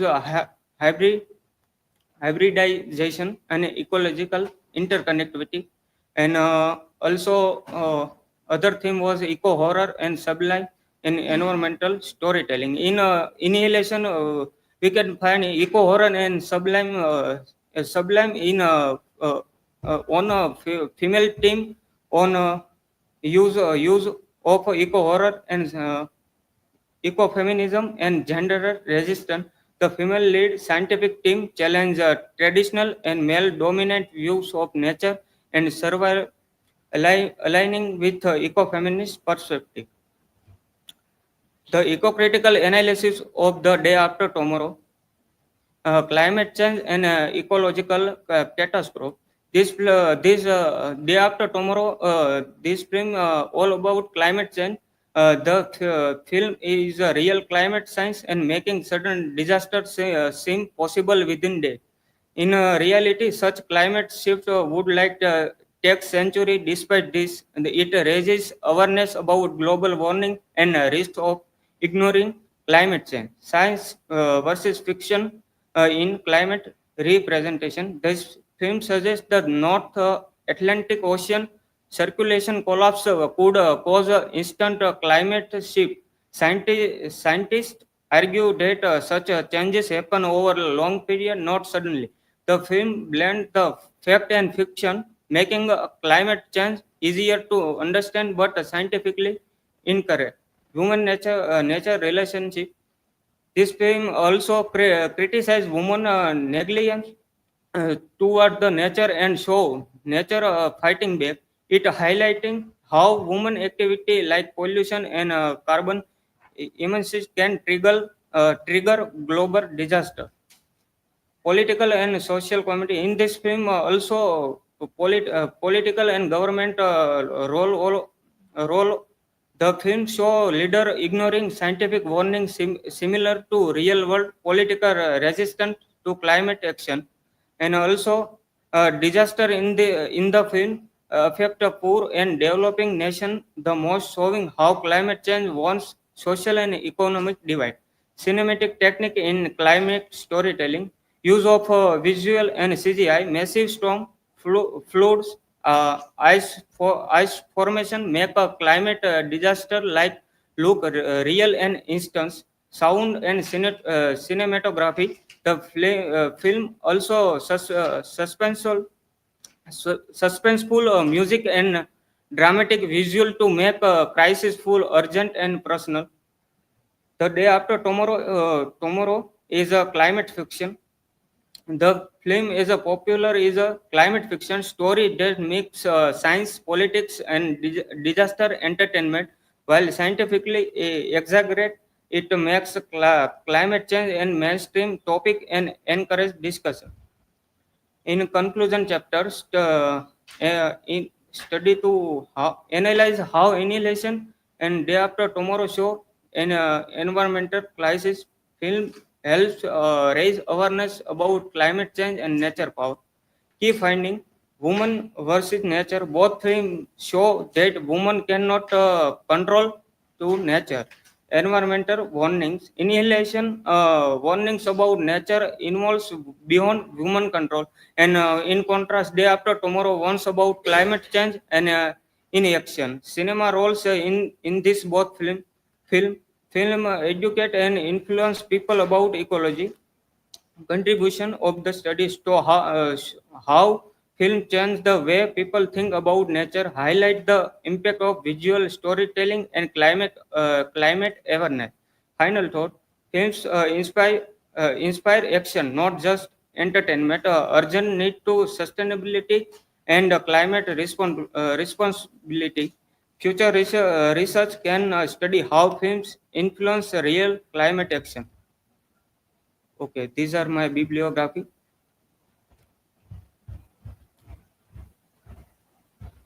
Thank you. Let's discuss question.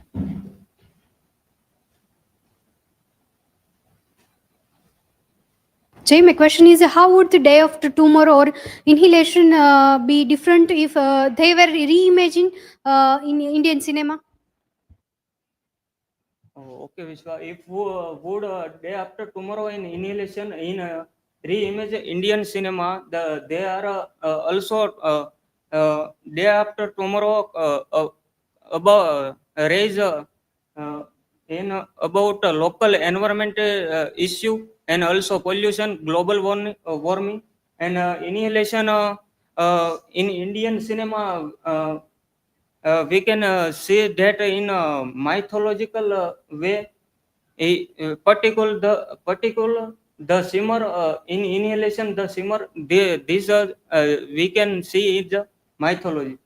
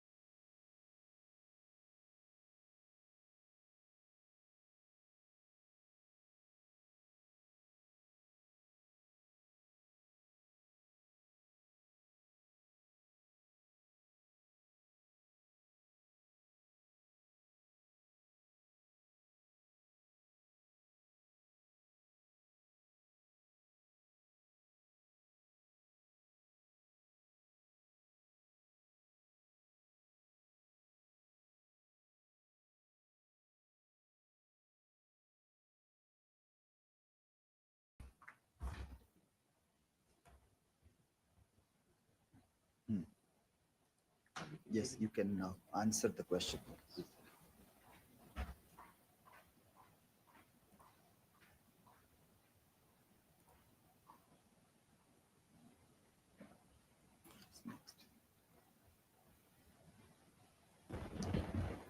say how do these films reflect real world climate issue and what lesson can you learn from them? Okay, Jatin. This film, real world climate, is particular. We can see in Day After Tomorrow.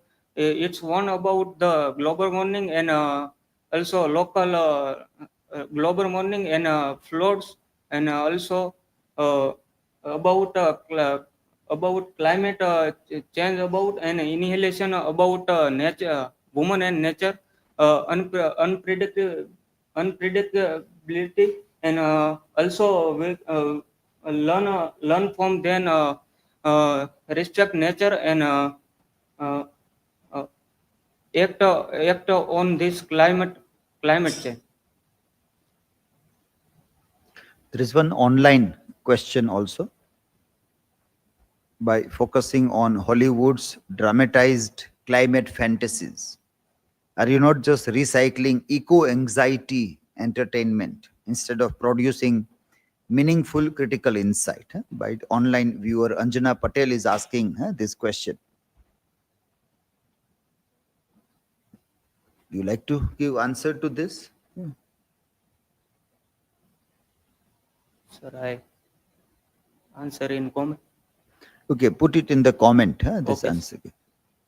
And even in your research, like we have marked earlier, the same things are found here also. Like your research gap says that you want to see gender dynamics, the ecofeminism and that in this film. And another one is about impact on audience and policy making. So this, you will have to find evidence that are these films helping any countries in making policies, or the policies which are made about climate change are affected by these films.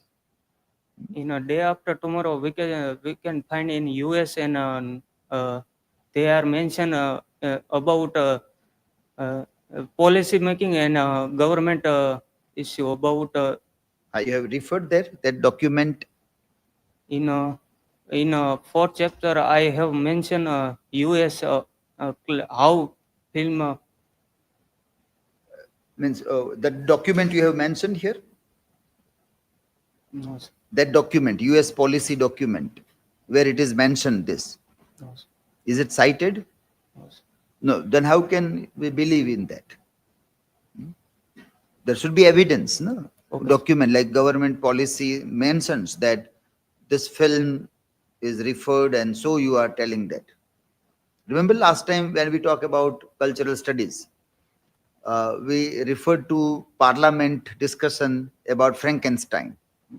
And there is an evidence also that on this day in Parliament, there was this discussion and Frankenstein was mentioned.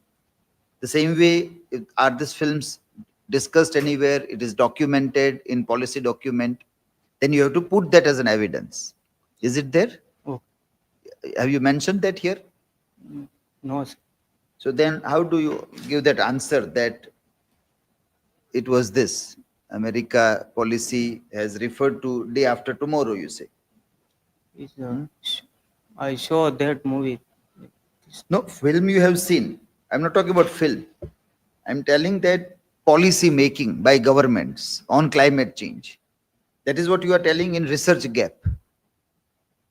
The study examines the film's environmental themes but lacks a detailed discussion on their real world influences. So you are going to fill that gap by your research. So to fill this gap, you have to give evidence that how government policies about climate change are affected by these films. Are you getting the point? Yes, sir.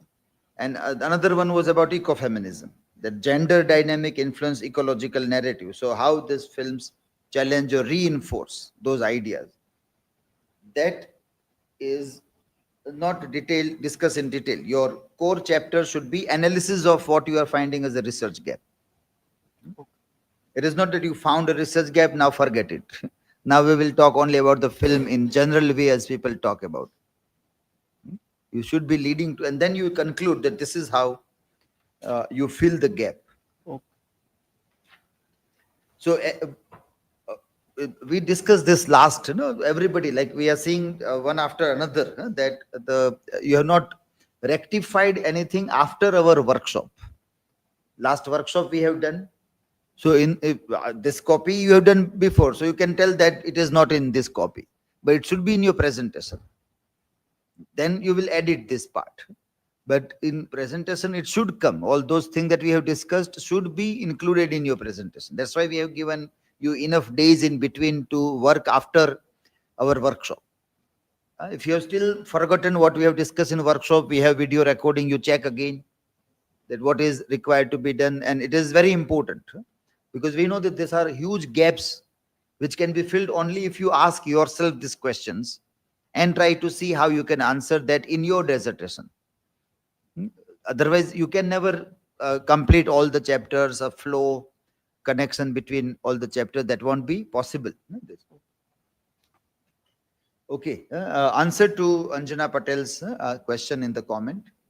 Okay, the next presenter is HEMALI. And she is going to read on intersection of feminism and postcolonialism in the home and the world. That is by Tagore. And Revolution 2020, that is by Chetan Bhagat.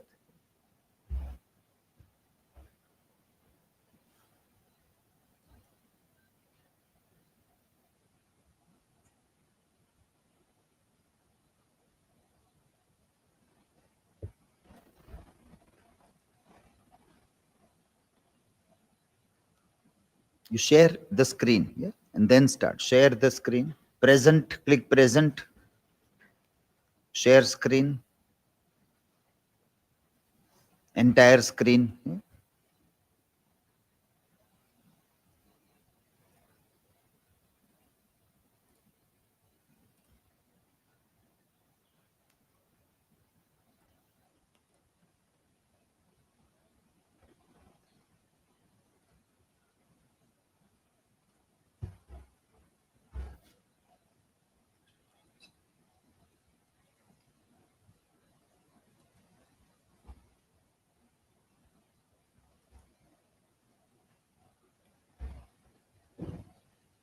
Hello everyone. Today my research topic is the intersection of feminism and postcolonialism in the home and the world by Rabindranath Tagore and Revolution 2020 by Chetan Bhagat. Here is my chapterization. Chapter 1 Introduction. In this research I have included two theoretical framework. First one is feminism and second one is postcolonialism. Feminist theory in literary criticism.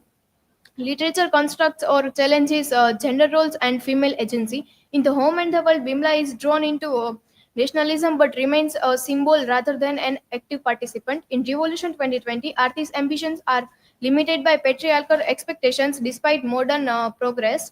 Both novels critique male-led movements for restricting women's autonomy. Colonial rule, the foundation of oppression. British rule institutionalized patriarchy through legal, educational, and economic policies. Women's roles remained restricted under colonial and nationalist structures, shaping the society and politics.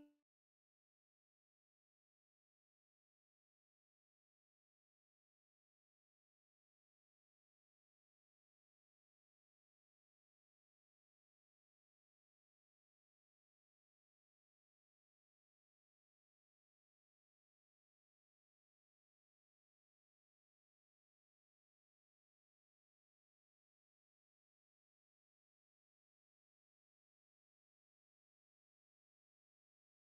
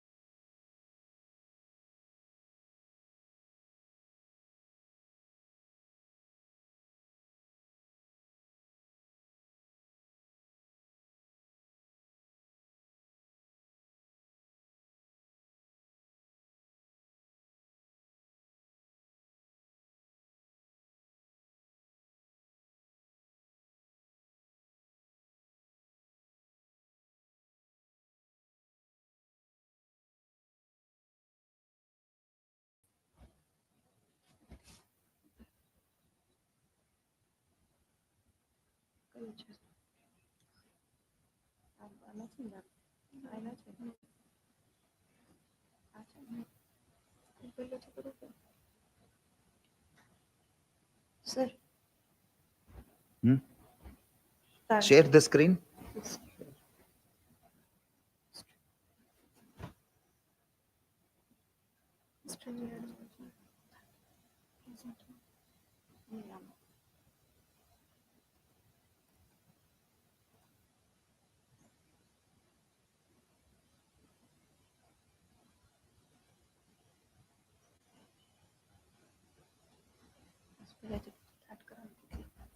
Sir, should I start? No, you can continue from this. Okay, in the postcolonial theory and gender nationalism, postcolonial theory critiques how nationalist movements fail to dismantle patriarchal structures. In the home and the world, Bimla is manipulated by Sandeep, showing how women are used as nationalist symbol. Tagore critiques how nationalism co-opts women but denies them real political power. In Revolution 2020, Aarti's aspirations are overshadowed by male dominance, exposing the persistence of patriarchal oppression in post-colonial India. Bhagat critiques post-independence India's failure to achieve gender equality. Contextual discussion of the novel. In the home and the world, Swadeshi movement exposes gendered nationalism and the instrumentalization of women. And in Revolution 2020, post-colonial corruption and modern patriarchy continue to limit women's agency. Both novels highlight the continuity of gender oppression despite historical shifts. Significance of this study. Bridges feminist and post-colonial critique, showing how women's struggles remain unchanged. In the home and the world, nationalism reinforces patriarchal norms. In Revolution 2020, neoliberal corruption mirrors colonial era hierarchies, which relevant to gender politics, workplace discrimination, and systemic barriers in India today. Here is my hypothesis. Here is my research question and research objectives. Chapter 2, Literature Review. In this, I have a feminist critique, women's agency in resistance, Bimla's transformation from obedient wife to politically active woman, but still controlled by men. Artist's career struggles, despite which desires professional success but is restricted by relationships, male influence. Both Bimla and Artist's choices are shaped by male expectations, symbolic role of women. Women's empowerment is superficial, not transformative. Continuity of patriarchy, gender norms remain rigid from colonial to post-colonial India. Nationalism in the home and the world. Women are involved in political discourse but lack decision making power. Post-colonialism in the Revolution 2020, in that women remain subservient despite social and economic progress. Both novel highlights male control over women's identity and ambitions. Nationalism and post-colonialism both fail to prioritize gender equality. Women's struggles are neglected in political movements dominated by men. My research gap is while feminist and post-colonial critiques of these texts are well explored, there is a gap in studies integrating both colonial and post-colonial frameworks, particularly how gender nationalism and corruption intersect to shape women's agency. Future research could expand on this by exploring other literary works with similar themes and incorporating an intersectional approach to better understand the broader societal implications of women's struggles across different historical contexts. Feminism in the Home and the World and Revolution 2020. Feminism in the Home and the World. Critical perspectives on the novel. Scholars debates whether Tagore critiques or reinforces traditional gender roles. Bimla's transformation represents both feminist awakening and patriarchal control. The intersection of gender and nationalism. Bimla is caught between Nikhil's rationalism and Sandeep's aggressive nationalism. Women in nationalist movement were often symbolic rather than active participants. Bimla, the confined woman and her awakening, initially confined within domestic life but influenced by nationalist politics, realizes that both Nikhil and Sandeep attempts to define her identity. The male gaze and Bimla's objectification. Both male protagonists view Bimla as a representation of their ideology rather than an individual. Sandeep romanticizes her as a nationalist icon and don't respect uh, freedom, independence of Bimla, while Nikhil was also while Nikhil was believing in gender equality, but after that also he was making decisions behalf of her. Uh, Women and nationalism, a double-edged sword. Nationalist movements offered women visibility but restricted their autonomy. Bimla becomes disillusioned when she realizes her role was dictated by men. Bimla's final transformation, a feminist interpretation. Bimla ultimately rejects both ideological extremes, signifying a deeper feminist realization. Her journey illustrates the patriarchal limitations imposed even on liberated women. Feminism in Revolution 2020. Arti's character and lack of agency. Arti wants to become an air hostess but is overshadowed by male ambitions. Her choices are dictated by Gopal and Raghav, reflecting gender power structures. The gender power dynamics in Arti's relationships. Arti's relationships with Gopal and Raghav reinforce patriarchal dependence. She is valued based on her role in their lives rather than as an independent individual. Women's professional aspirations and feminism. Artists' career ambitions are secondary to the male character's struggle. The novel highlights how women in modern India continue to struggle for autonomy, objectification, and the male gaze. Arti is positioned as an object of desire rather than an active agent of change. Bhagat's portrayal raises questions about whether the novel critiques or perpetuates gender norms. Bimla and Arti's struggles highlight systemic gender oppression across different eras. Nationalism and corruption reinforce patriarchal control over women. Both novels critique male dominated socio-political movements for restricting women's independence. Chapter 4 in Comparative Analysis and Postcolonial Critique. Colonial Influence, the legacy of colonial rule. British colonial rule reshaped India's socio-political structures, reinforcing hierarchical power dynamics. Colonial laws institutionalized gender inequality, limiting women's rights in marriage, inheritance and property. Feminist themes in The Home and the World and Revolution 2020. Bimla and Arti, both struggles for agency and autonomy. Bimla in The Home and the World, tone between Nikhil's rationalism and Sandeep's nationalism, illustrating women's limited agency in the nationalist era. And Arti in the Revolution 2020 faces modern patriarchal constraints with her career ambitions overshadowed by male control. Symbolism of women in nationalist and post-colonial context.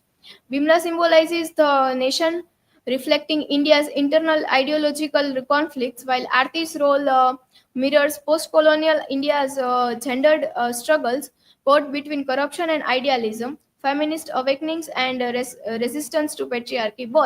Both women experience moments of resistance but ultimately remain confined by patriarchal expectations. Postcolonial analysis of the home and the world, nationalism and colonial oppression. Tagore critiques nationalism's exclusionary nature, showing how women's agency is restricted. Bimla's struggle with Nikhil's rationalism and Sandeep's nationalism, which represents the ideological battle in colonial India where women are used as political symbols.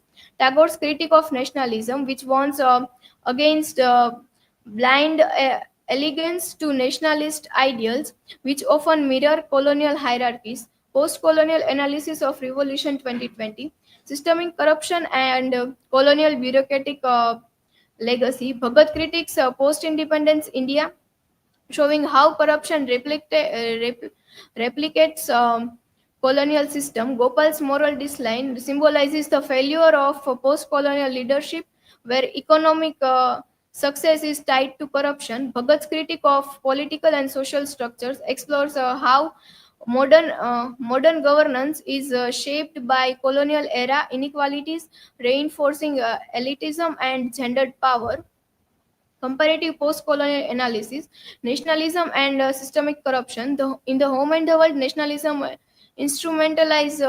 mentalizes women but denies them political agency. In Revolution 2020, post-colonial corruption mirrors colonial oppression, limiting women's progress, colonial legacy, and their ongoing influence. Homi Bhabha's mimicry in that post-colonial uh, colonial power structures reinforcing patriarchy, women's role remain symbolic, reflecting continuity of gender oppression. Feminism and post-colonialism, intersectional concern. Spivak's Can the Subaltern Speak? In that article, women's voices, Spivak said that women's voices are shaped by male-led narratives like Sandeep and Gopal.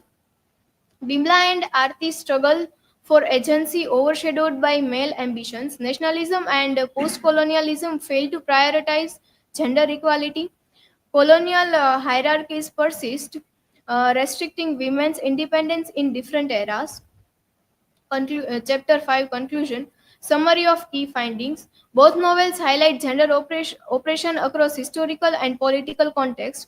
Bimla in The Home and the World is shaped by nationalist ideologies, while Aarti in Revolution 2020 struggles within post-colonial corruption. Women's agency remains secondary to male-driven socio-political ambitions, reinforcing patriarchy. Neither nationalism nor post-colonial governance has effectively addressed gender inequality. Revisiting hypothesis, findings confirm that nationalism and post-colonial governance sustain patriarchal hierarchies. Supporting the hypothesis, women's roles are largely symbolic in both nationalist and post-colonial discourses. Limitations of the study. is- This study is limited to two novels. Expanding to more text could strengthen feminist and post-colonial insights. Lake's intersectional analysis of caste and class, which also shape gender oppression, focuses on literary representation rather than real-world data, leaving scope for empirical research, scope for further research. Comparative studies with more contemporary Indian novels by female authors like Arundhati Roy and Jhumpa Lahiri, exploring feminist and post-colonial themes in Indian cinema and media, assessing evolving gender representations, analyzing how globalization and neoliberal policies impact gender roles in post-colonial India. Here is my bibliography, and if any question, feel free to ask.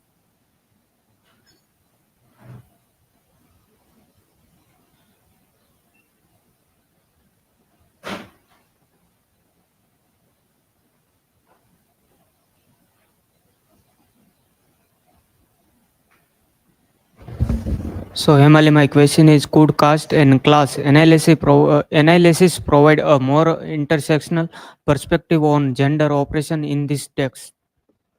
Yes, caste and class analysis provide a more intersectional perspective on gender oppression in this text. Um, for example, in Bimla came from a wealthy family, so she don't have to worry about money. If she wants, she can stay at home. But if she was from a lower class, so that she had to struggle a lot. And in Arti's character also, she came from rich family, so she don't have to she can choose her career path easily. But if she was from lower class, so that she has to face a lot of struggle for getting good education.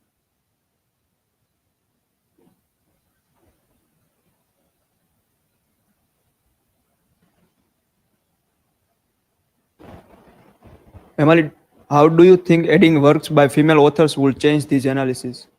um, by adding work, female authors can change the analysis, because they can authors like Arundhati Roy and Jhumpa Lahiri,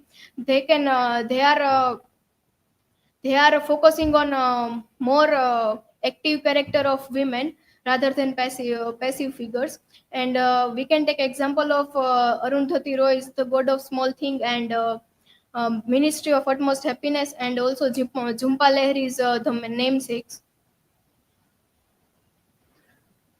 Okay, there are a couple of online questions. Mihir Valera is asking, how does Bimla's identity embody the clash between her individual desires and societal roles shaped by colonial and nationalist forces?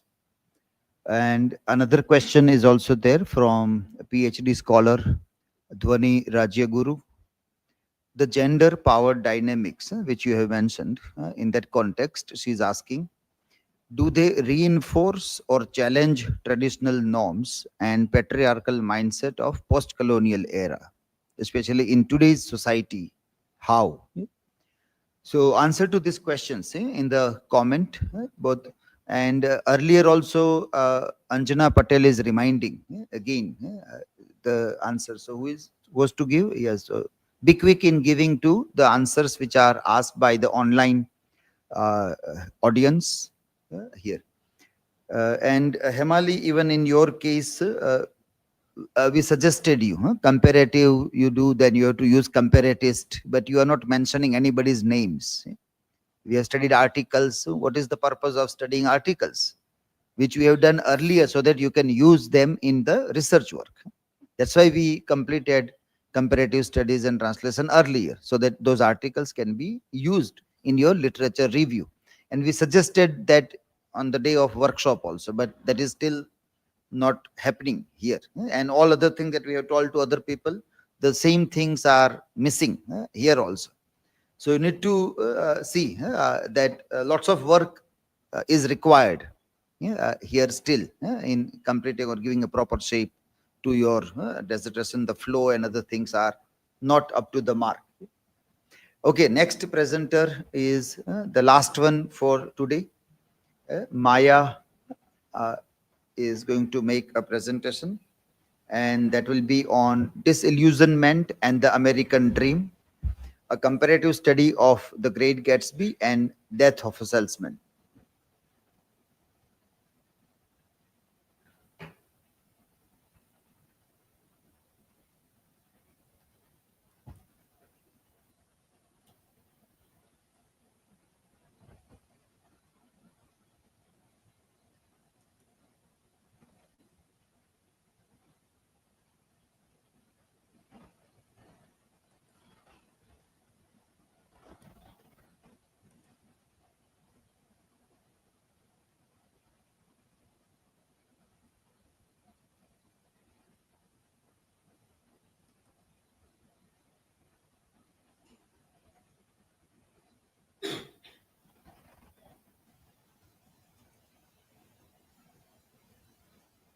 Hello everyone, myself Batiya.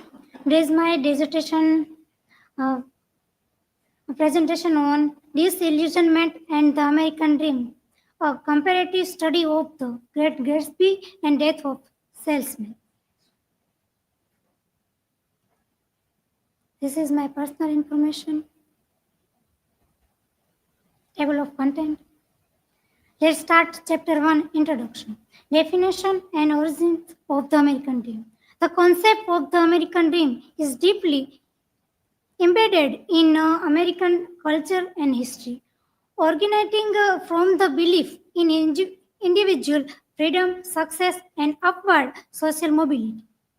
Coined by James Truslow Adams in the Epic of America in 1931, the American Dream encapsulated the idea that life should be better and richer and fuller for everyone, with opportunity for each according to ability or achievement. Historical origins and evolution in American literature. Early critics. Writers like Reiser and Steinbeck explored the American dream's inequalities, highlighting its inaccessibility for the working class. Post World War II disillusionment, yet Revolutionary Road in 1961 depicted the impetus behind the suburban ideal. Countercultural rejection. Carouses on the Road in 1957 defined material success embracing personal freedom instead. Consumerist decay. Later works like Ellis' American Psycho in 1991 and Delillo's White Noise in 1985 critique the Americans' descent into how hello consumerism. The Great Gatsby, published in 1925, Fitzgerald depicted the American dream's illusion through Gatsby, whose pursuit of wealth and status to reclaim love ends in failure, exposing materialism's corruptions. Death of a Salesman published in 1949, Miller's critiques the American dream through Willy Loman, whose blind faith in charm and superficial success leads to his tragic downfall, highlighting its unattainability for the working class. Both works reveal the American dream's disillusionment, showing how its pursuit often results in failure and destruction. Materialism and social class. Gatsby's wealth and extravagance lifestyle represent the materialism of the Sage Age, but fail to earn him acceptance among the old aristocracy. The divide between new rich like Gatsby and old money like Tom and Daisy highlights social class rigidity. Martley's pursuit of wealth through Tom ends in tragedy, reinforcing the limits of social mobility, identity and ambitions. Gatsby's reinvention from James Gates to J. Gatsby reflect his ambitions, pursuit of wealth and status. His dreams of winning Daisy is based on illusion, making his downfall inevitable. Marty also seeks to reshape her identity through Tom but remains trapped by her lower class reality. Materialism and identity. Gatsby constructs his identity around material wealth, believing it will bring him love and acceptance. Daisy's obsession with luxury reveals how material shapes personal choices and relationships. Social class and ambition. Gatsby and Martley strive for upward mobility, but social barriers prevent true transformation.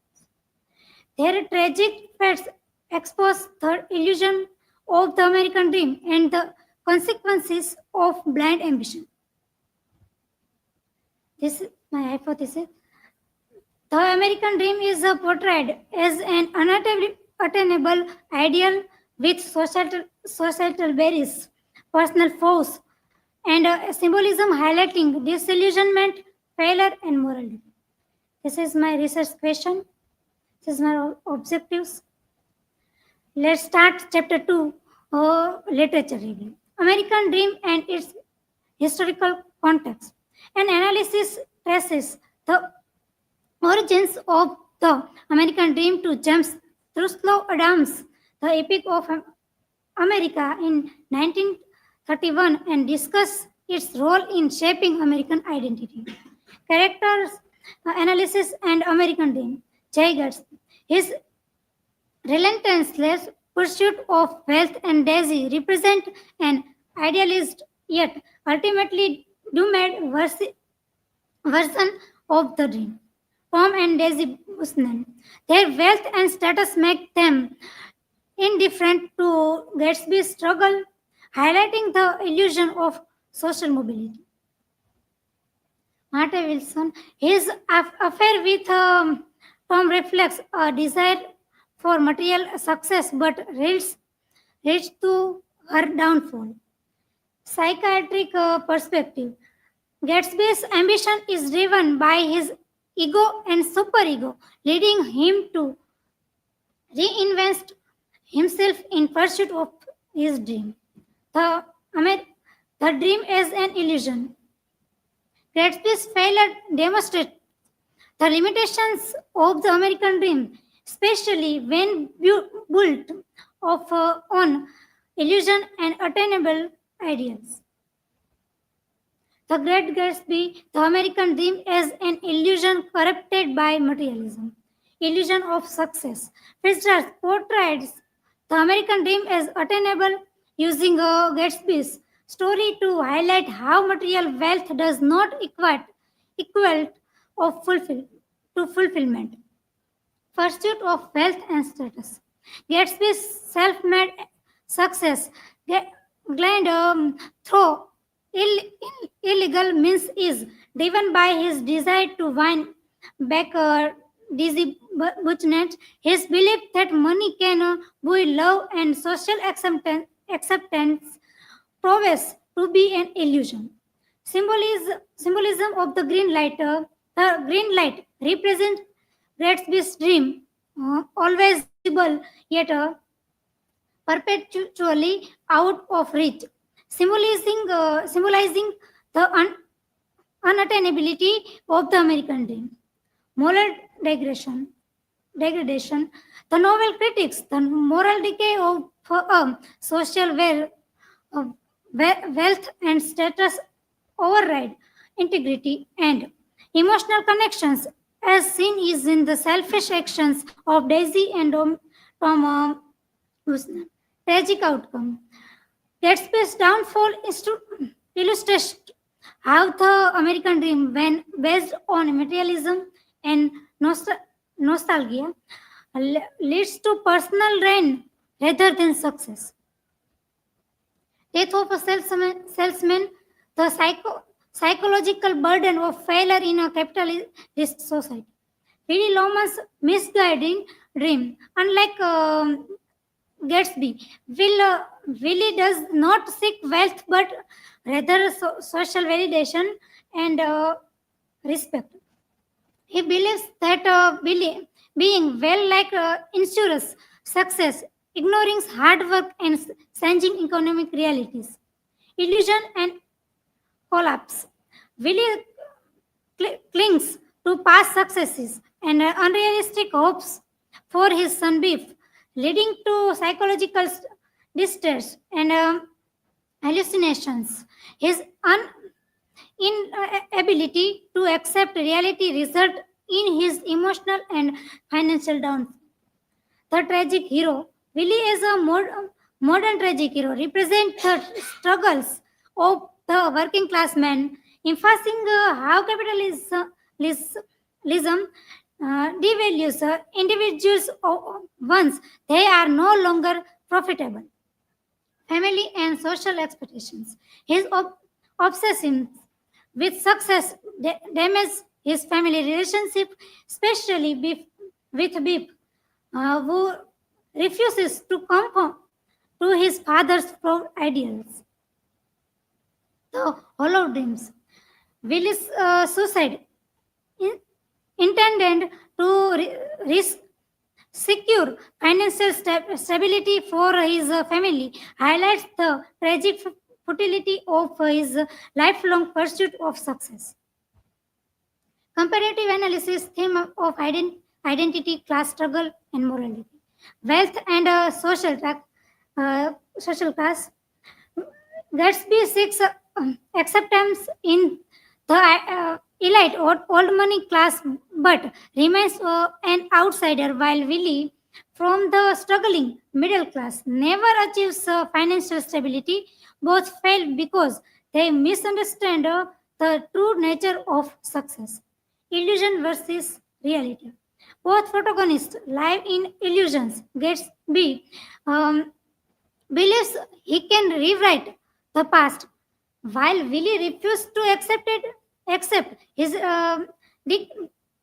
declining career. Their detachment from reality leads to their downfall. Psychological cost. Gatsby's loneliness and tragic death parallels Willie's emotional breakdowns and suicide, emphasizing the devastating impact of surging in impossible dream. Critique of capitalism. Fitzgerald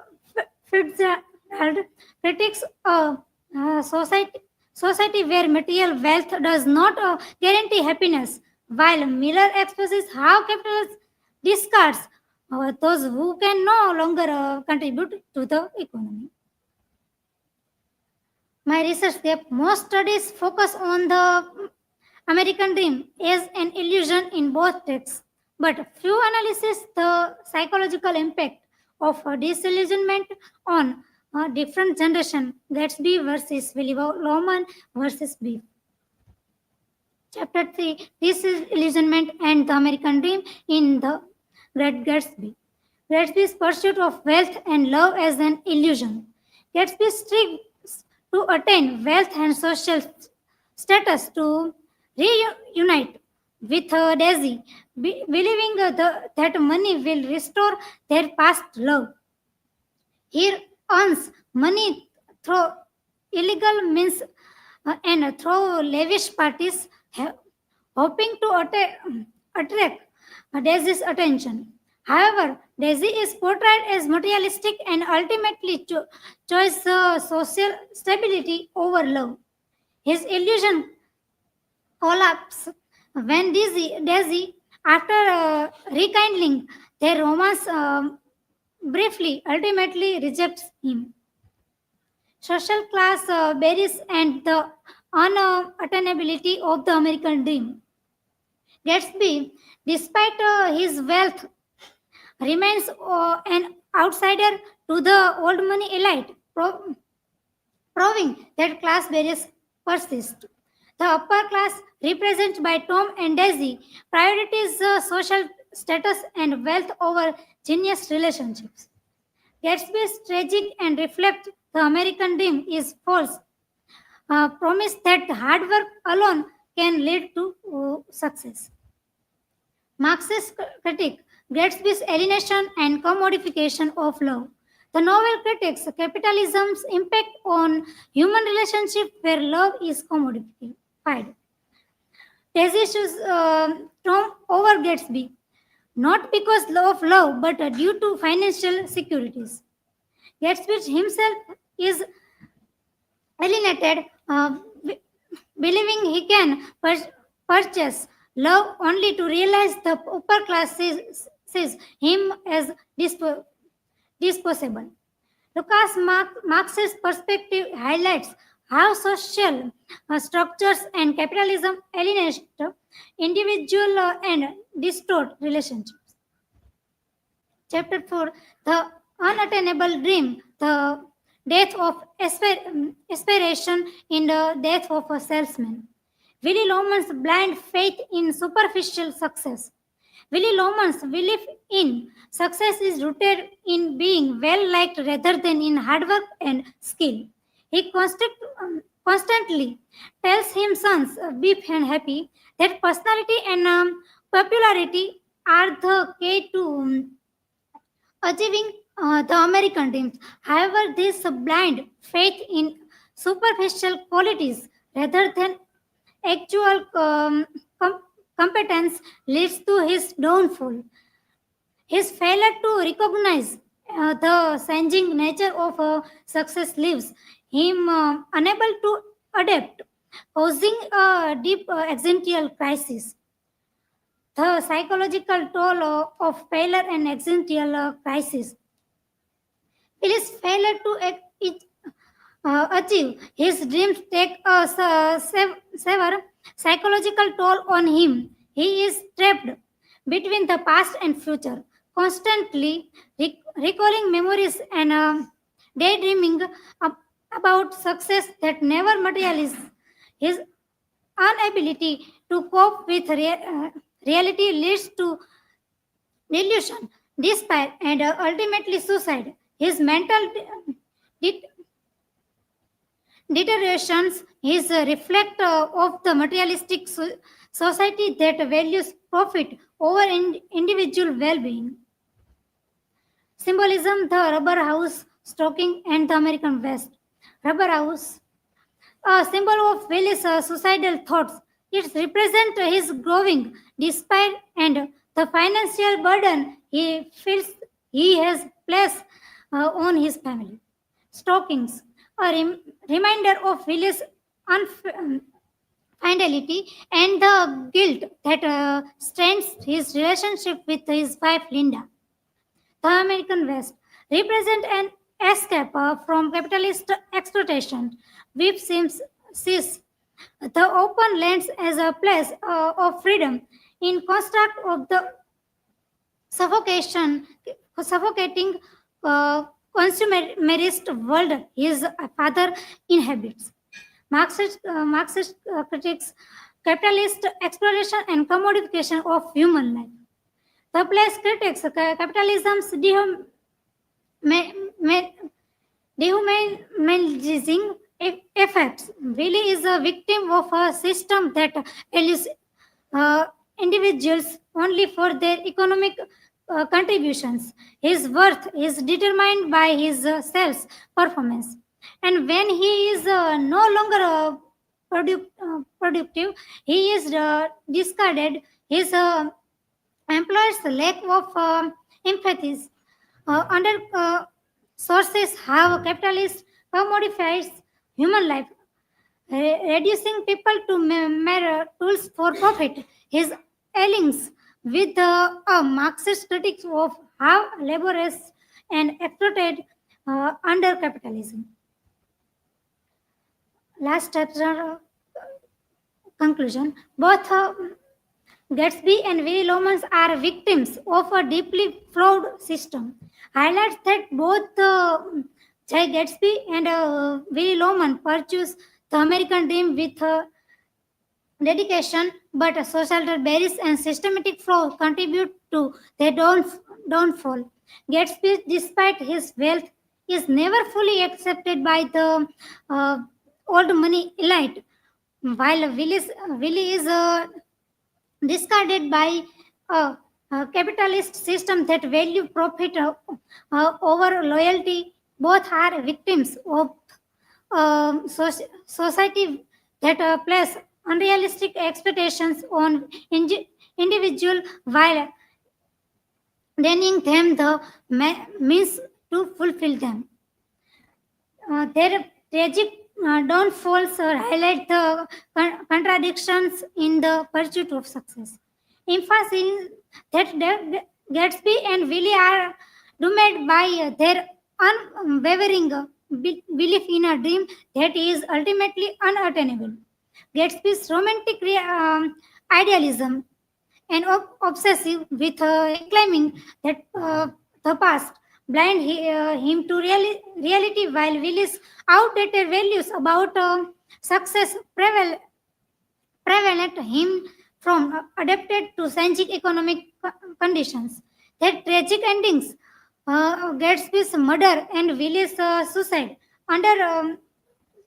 underscore the American dream's inherent contradictions, where hard work does not necessarily lead to fulfillment. This is my bibliography. And thank you. Now you can ask me question.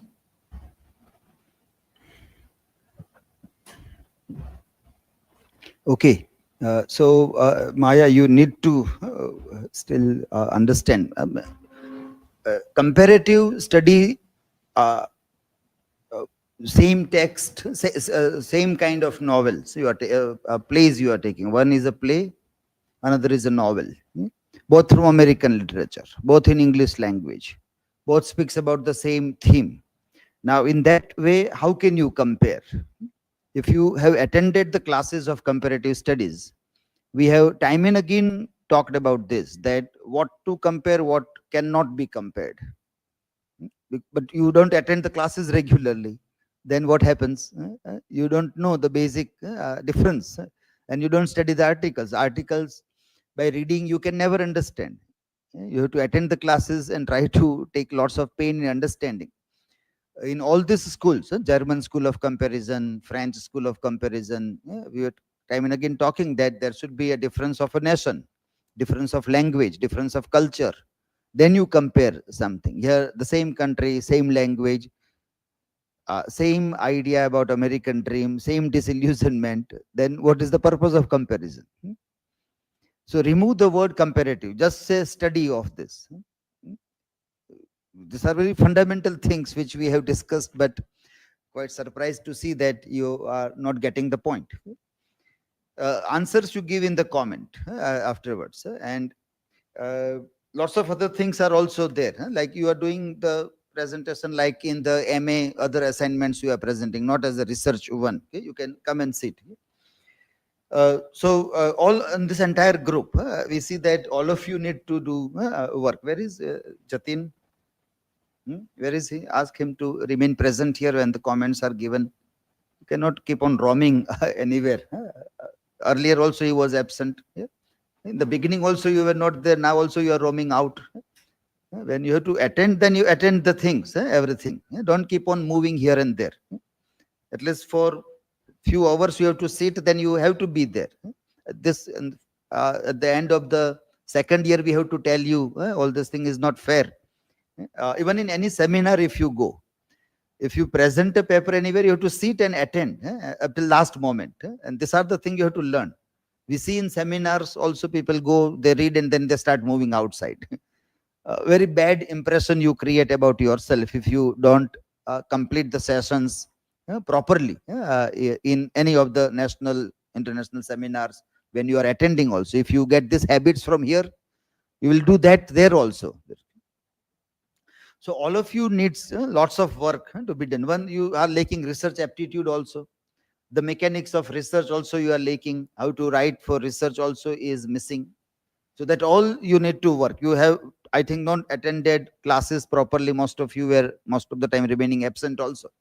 Even in the meetings also you might not be very attentive throughout the semesters. And so at the end of the semester, the result is not very satisfactory. So you need to concentrate. Still you have some time, but I don't know now in last 1 month what changes you will be able to bring. But the end result is not like, after that last workshop also you might have worked. But it doesn't seem that you have taken pains. Even if you do hard work and if you don't get a good result, that's also okay. But the hard work should be reflected. Now, if you get easy tools like generative AI, it doesn't mean that you keep on using that and you don't allow your brains to do any work at all. That is not fair. If this is how you are using and writing the thing, it will be a tremendous loss to you yourself as a scholar, as a student also. But it also will create a very bad image or impression of that how the students of today are using generative AI tools, and they are not at all taking any pains in doing that also. So you got that response, that character, Jatin?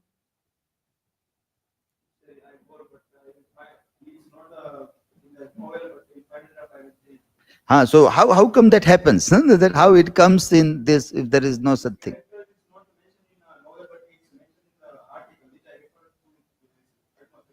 But it is not referring to any article. No, if you read, it doesn't say that in this article there is this character or other thing. Share with me that article also. In WhatsApp, you share that article right now only, so I can check and see whether you are telling truth or a lie. But in that pages, the article is not mentioned. There you are talking only about Ministry of Utmost Happiness, and then this happened. So these are very grave mistakes. It means you are not reading. We are telling you time and we are doing activities in the class. Worksheets we are giving you, and we are telling that now use generative AI and see what response you get. We ask you to do handwriting also.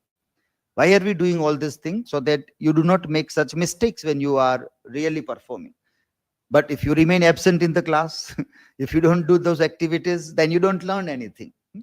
And this is what we see at the end of the semester, that there is a huge gap in what we are trying to teach you and what you are learning, or you are not able to display the learning in a proper way also.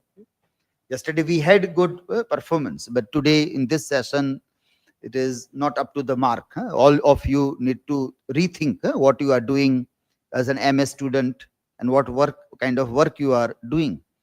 You require lots of hard work to work on yourself in many capacities, many ways you have to do your capacity building also. Okay, with this we end this session, and the fourth final session we will start at 2:30.